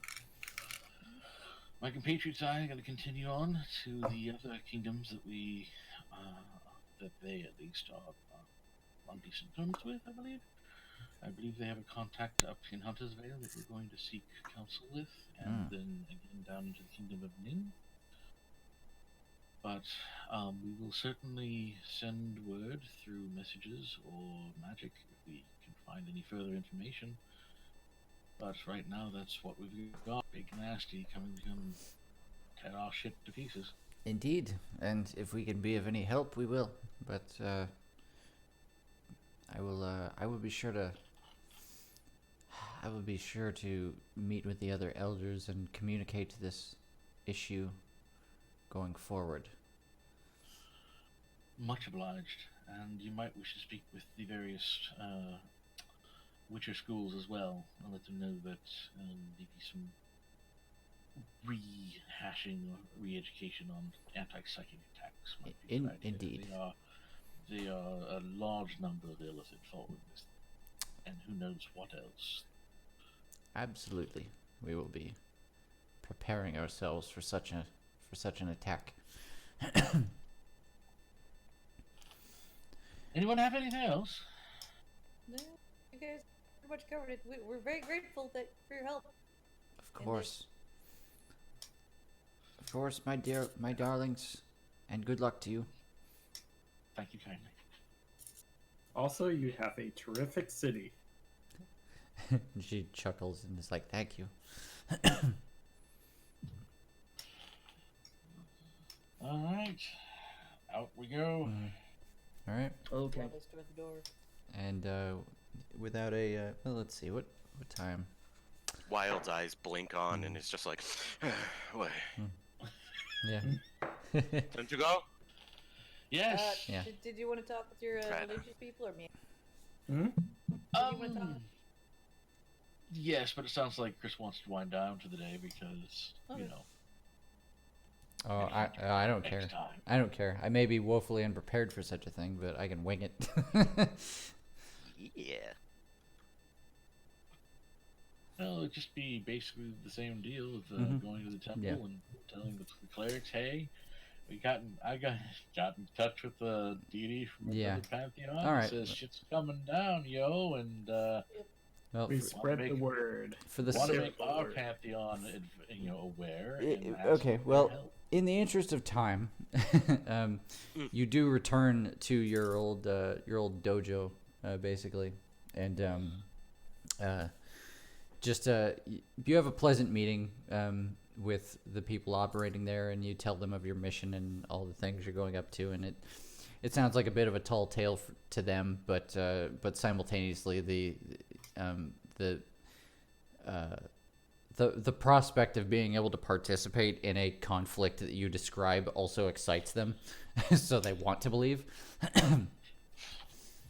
This is gonna be one of those UFO poster things, right? Big nasty over the hill. I want to believe so I can punch it in the face. Yeah, exactly. Yep. But yeah, Great you're assuming that Vala will talk with them in the coming days, and there will be probably a training regiment like, this is an illithid. This is what you don't want an illithid to do to you. You know. Once they crush your skull like a walnut Yeah. and break your brains. And maybe trying to concoct some some ways to combat their telepathy and things like that. Extra hard lead helmets. Yeah, Tinfoil. thick helmets. Tinfoil hats. Yep, tinfoil hats for everybody. So anyway, everybody good with going for a bit longer, or Yeah. I'm good. I mean, we can stop whenever you guys want. But... Yeah. Okay. Let's try to wrap it up at like 5:30. Yeah, I think we can do that. Okay. You guys continue on your travels. You go out a different. You leave out the same gate that you came into the city, but you take a different route through the mountains to continue down the other side of them. And when you come out on the other side, you are on. You're about halfway through your trip at this point, I guess. It doesn't get that much warmer as you lower your altitude, because you are moving quite a bit north, toward Hunter's Vale, which, you know, even at the best of times tend to be a really frigid, wet place. And there's a point, probably 2 days after reaching like sea level, you're traveling along and you come across a basically, like, as you guys would be readying to turn in for the evening, and starting to think about finding a place to camp for the night, you do see some light, some campfire light further up the road from where you guys are at. Interesting. Is it Company on the kobolds? plains. New friends. Or enemies. Are they ghosts? Are they kobolds? I think if they were ghosts, they wouldn't need fire, and I think if they were kobolds, they'd probably be living in the mountains. I could be wrong on that. It might just be a batch of adventurers, or maybe a wandering merchant. Wild is Can I gone. investigate? For Wild? Can we perception? Where'd he go? I think he would. Go to the campfire. How does he hide? He's so big. Not that he hides, he's just dashes very fast. Can we perception check to see who's around the fire? I have well-oiled hinges. Yeah, I mean, you guys would have to get closer to it, which, I mean, between you and me, Wild is already doing. Yep.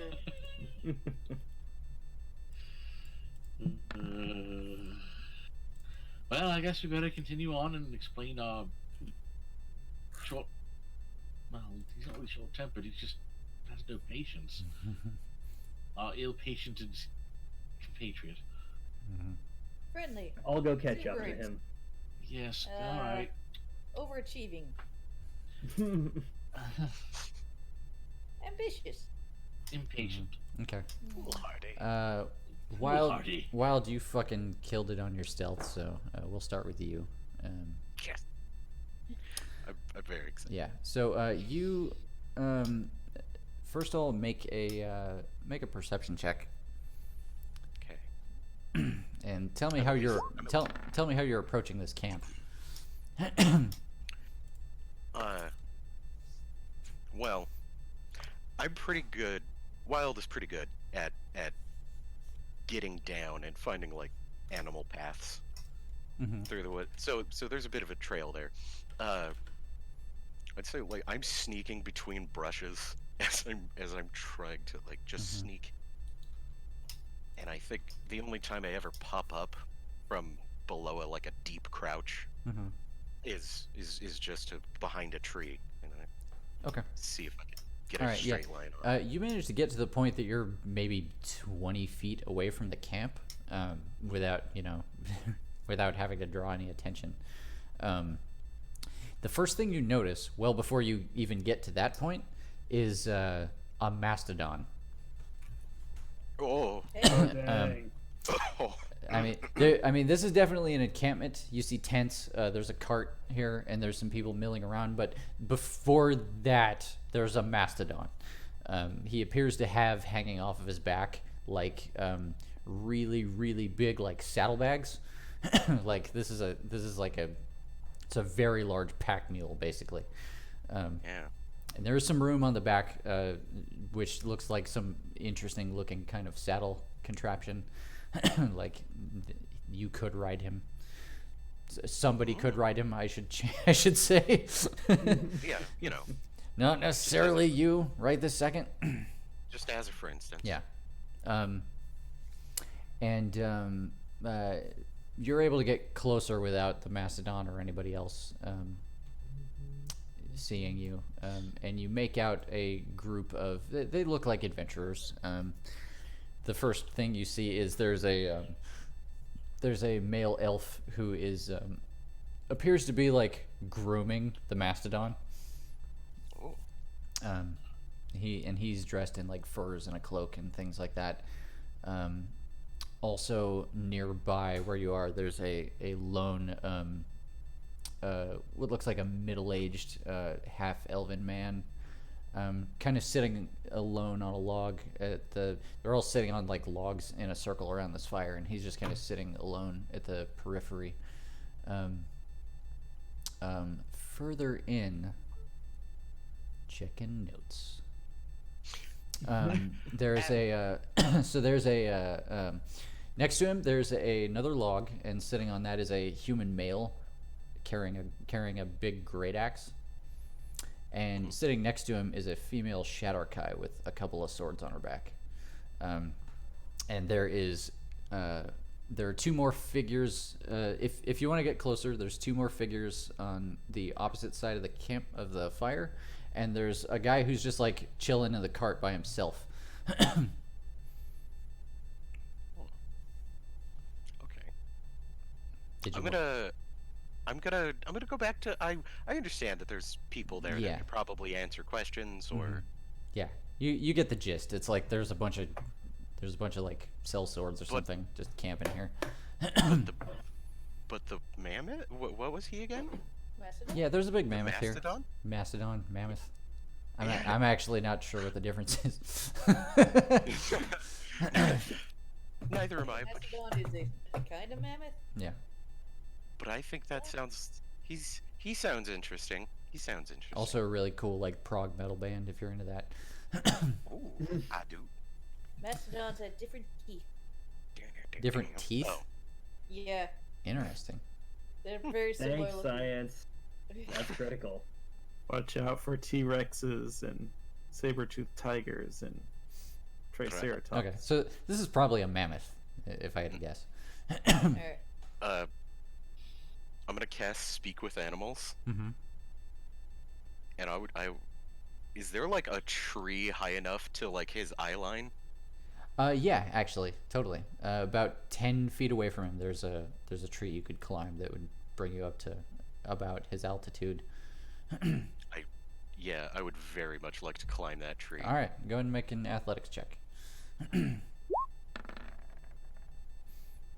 Okay, cool. You have no trouble climbing the tree. You can hear them some of them are having a conversation as you're climbing this tree, and you get up to where you need to be to kind of be eye line with this creature. It does not notice you climb the tree.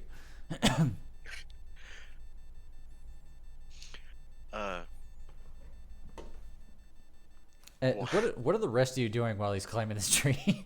Yeah. Are you guys just approaching? Slowly approaching. Okay. Yeah. Well, Leisurely I approaching. specifically left to like, oh god damn it, Wild, and just like run after him because I don't know if I can completely overtake him in that time. Okay. But No. I can catch up faster than anyone else here. Okay. Make a Cyrus. perception check, Zakar. Okay.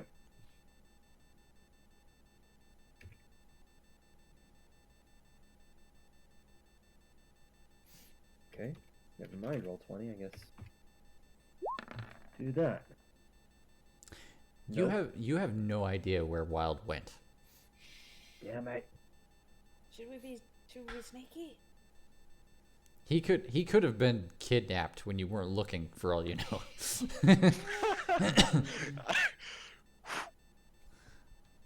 Wild. Anyway, Wild. Wild, you are in a tree, eye to eye with eye level with a mammoth, and you are casting Speak with Animals. Yes. Okay. Wild has never had the honor to meet such an amazing animal. Wild will compose free foam poetry Free form poetry. for Mammoth. Hopefully it will enjoy. Okay. What you got? Oh, Mammoth, brown-eyed Mammoth. Almost immediately, the mammoth recoils away from the tree and goes, makes elephant, makes that noise, and but you hear her immediately, like the guy that's tending her is like, whoa, careful, trying to calm her down, but you hear her say like, you scared me.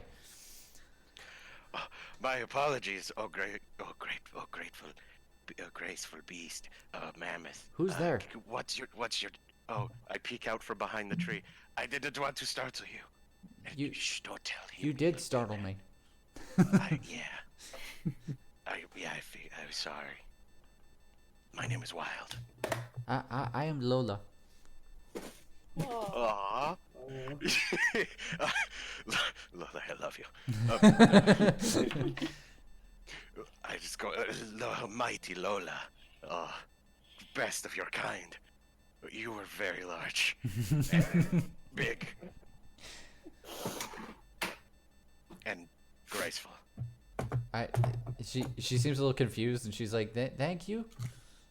Yeah, you're welcome. Gosh, you're cute. For some reason, the guy, Are you coming on to me? there's a guy like the guy that's like brushing her coat does not hear you like whispering sweet nothings to this mammoth from 10 feet away. It just kind of, the wind is blowing through the trees, and it just kind of sounds like.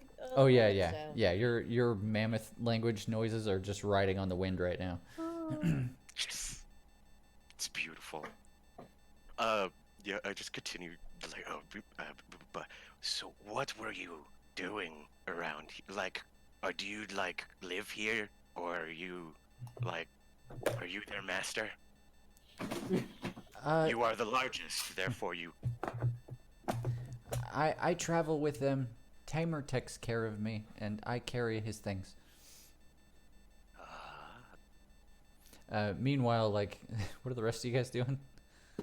I said we gave up shouting for a while, and now we're trudging towards the fire. Okay. And Brando singing, "Oh where has Yeah. the wild Yeah. gone?" Eventually, like the rest of these people like hear you coming down the road, and they all they all turn and take notice as your guys' cart rolls up next to them. Yeah, they've just Hail the camp. they've just set up camp on the side of the trail here, and one of them closer to your guys' side of this this whole debacle. You guys see what was on the other side of the campfire from Wild, which is to say, there's another Shatterkai sitting in the cart by himself, like smoking a pipe. There's also there's a human female here, sword and board, and there's a lady here who looks like she might be a spellcaster of some kind. And she turns chill here with you. yeah the spellcaster lady immediately is like, "Hello, friends."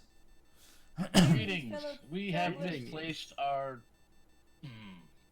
We our poor lost idiot Warforged. He has a attraction to large beasts and a aptitude of being stealthy. He's Oh. probably talking to your mammoth. We She's just wanted like- to let you know so that you don't immediately flip out and try to murderize him. And she's like, "Oh, Sure. right, yes, he may be drawn to that." And she starts looking in that direction. On the breeze, you She's- guys just hear. Yeah. And she says, "Tamer, is somebody talking to your mammoth?" And the fellow, brushing her down in the back is like, "I don't, not besides myself." and you hear this Why are you conversation. telling your mammoth? You hear this conversation, Wild. I just go. So anyway, where you have? So I've heard that mammoths have very long memories. Is that correct? No. No. I don't remember. Yeah, I don't recall. Yeah, and the lady that Wild, if you're in earshot, I don't want to have to burn you out of all of these bushes or trees. And that would be our resident Shadowkai trying to find the resident Yep. Warforged. Sorry yep, for the inconvenience. and she waves you, and she's like, "We have more than enough ale to go around. If you folks wouldn't mind having a seat." If you don't mind the company, we'll happily take you up on it. No, certainly it gets lonely out here. It's good to see other folk. Lonely. Especially friendly folk, am I right? Yes, indeed.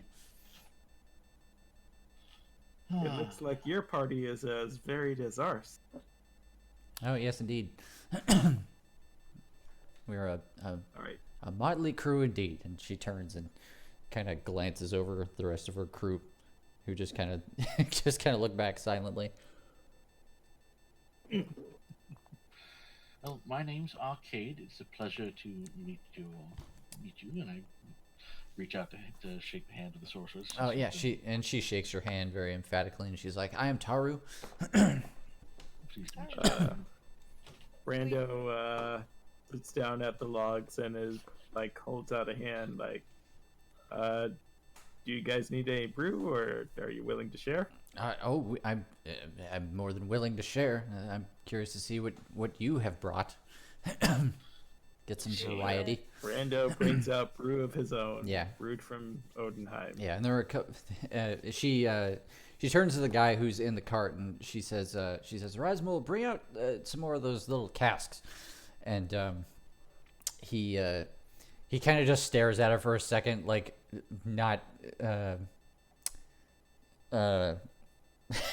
not entertained, and then he reaches back into the cart and grabs a couple of these casks, just like a little, the little kind, and brings them down and just unceremoniously drops them in the grass and then goes back to the cart.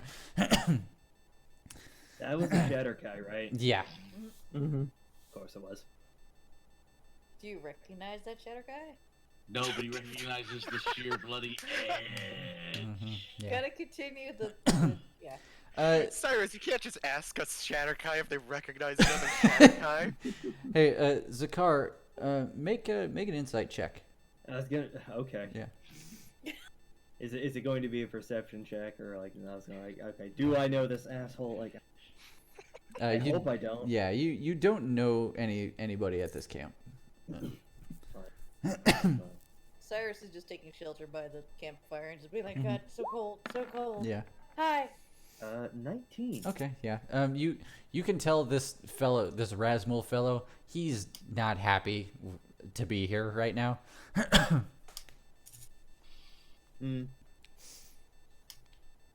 And after a second of noticing that, you're like, I get the feel like there are a couple people that are not happy to be here. That was actually going to be Yeah. my next question. Anyone happy to be here that's not this sorcerer? Yeah, the more you look at it, the conversation carries on and you kind of looking around and you're like, yeah, nobody in this camp with the exception of the spellcaster is like, they kind of have this look on their face like they just went through some shit. Like it kind of reminds you of like what the Storm Guard were going through after, a bunch of their comrades got melted, by the Neothalid. Like it's very, aside from the spellcaster, it's pretty somber here. Mm-hmm. So, what are you guys up to? We're just Or what brings you passing to through. these parts? Expeditions. We're on our way northeast of here. Just following some leads. We heard there was some ruins around here. Good looting. Are you treasure hunters?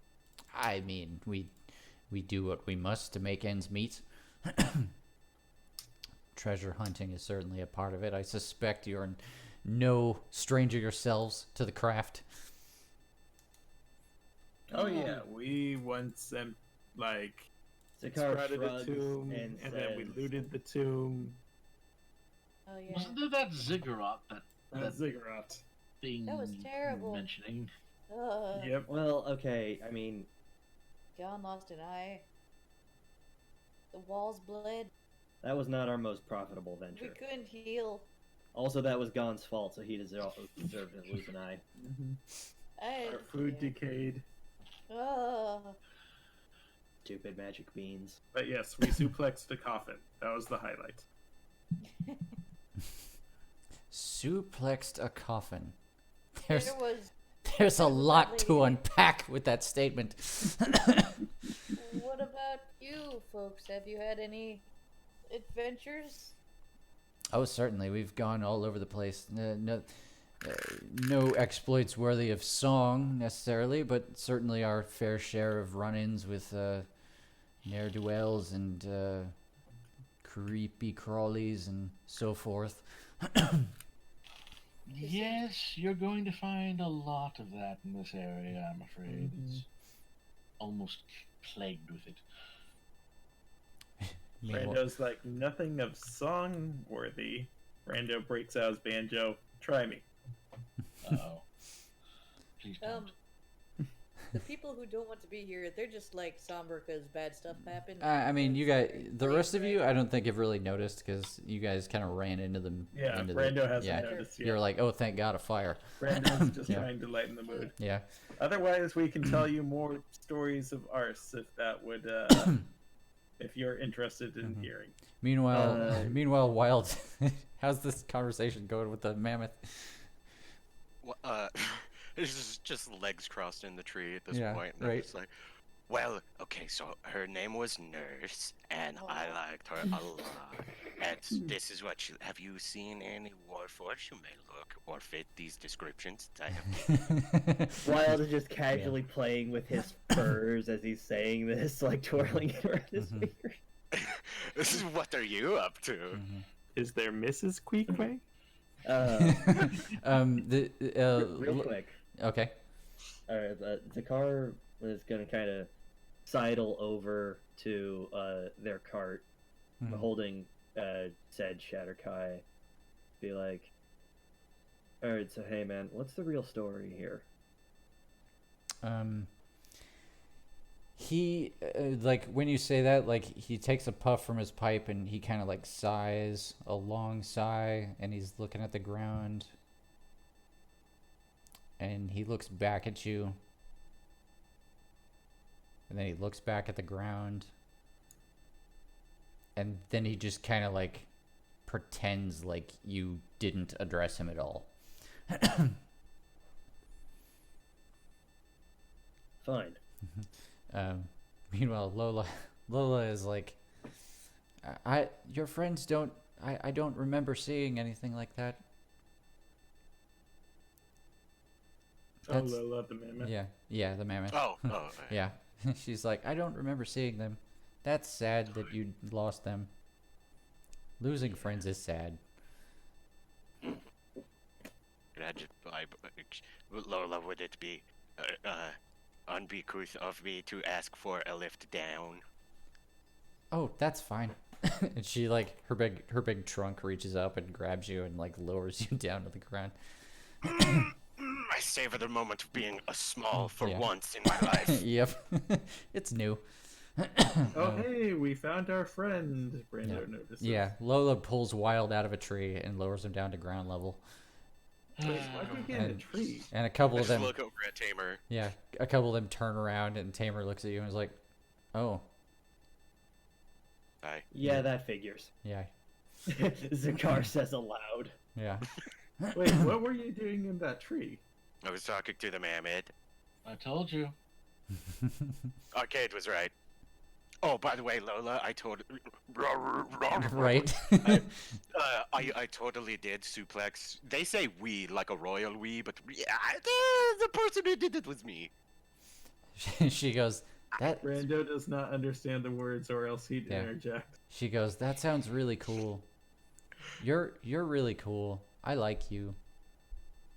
I like you too. And then she goes, you should leave. Okay. Having identified Wild as being present and self-contained. Yeah. He's addressed. Yeah, Wild is addressed. Zakar then turns and not so casually marches over to the sorcerer. Says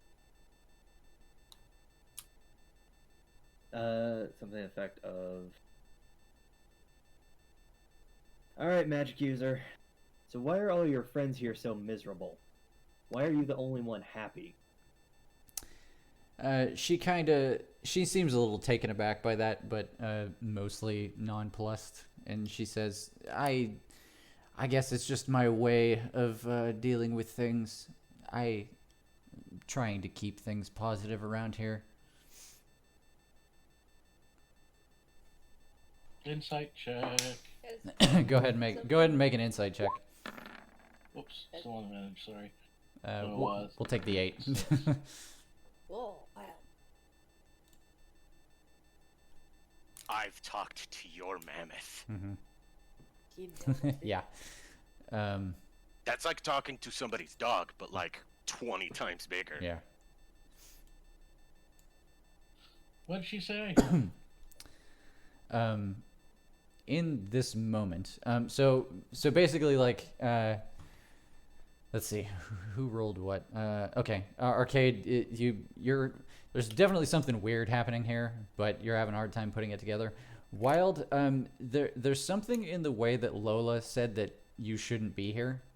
Oh no, you should leave. Yeah, she said you should leave, and then at about the same time, like, this conversation started with everybody being unhappy, and you were like, for some reason at that moment you were like, danger sense, like Lola is trying to warn you of something, and then a crossbow bolt flies over your shoulder and hits the car in the back. No, it doesn't, Catch flying missiles.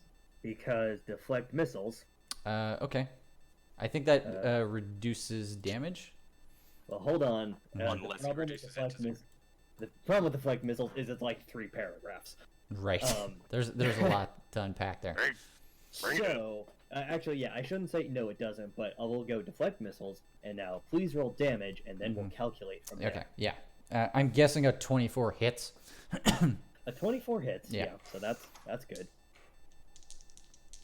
I mean, okay. not good, but... Right. That is, that's gonna be 12 piercing damage. Yeah. Okay. Yeah. 12 piercing damage. Okay. So if you're gonna let me deflect missiles, that means I have caught it. Is it? It's a reaction, I'm assuming. You can use your reaction. When you do so, the damage you take from the attack is reduced by 1d10 plus Dex plus your monk level. So that means I can reduce a minimum of 18 damage, which means this thing just doesn't hit me. Okay. Okay, with so the added point of I can spend a key point to throw it back. I'm not going to do that. yeah. So you hear the twang and you just turn and go and just grab it out of the air. You can't really see who shot it. It's way off in the dark in the brush, but you're definitely holding a crossbow bolt. Make a. Can Brando make a reaction? Fuck, I have no idea. Hang on. Like a word reaction. You can definitely react to it, sure, but give me a moment. The crossbow bolt that you are holding is made entirely of brass and has a lot of weird thorns and things on it. It looks odd. You know, it's not a typical crossbow bolt, but it also looks familiar to you. Does this look like something from a centaur? That's not where you saw it. No. Well, excuse me. A mechanical centaur. No. Okay. Can I see it? You guys all see Zakar grab a crossbow bolt out of the air. And Brando's like, "We're getting attacked. Everybody, defend yourselves." Like yelling to everybody in the camp. Yeah. Trying to make yeah, exactly. Like, we're under attack. The mage lady is like, God, what does she say here? Oh, Wild is definitely in the midst of raging in slow motion right now. Zara's grabbing his shield. Yeah. Yeah, no, she's just gonna be like, well, all right then, take up arms, and immediately everybody in the camp starts grabbing weapons in it. They look like they're looking to the wizard to like call the shots. But I think before we roll initiative is a good time to stop. I like it. Yeah. All right. Fuck. Yeah, this is hype. This is so hype. Is everybody up for playing same time next week? So far, yes. Yeah. Yeah. Could be. It'll be well after Christmas by then. That'll be the 29th.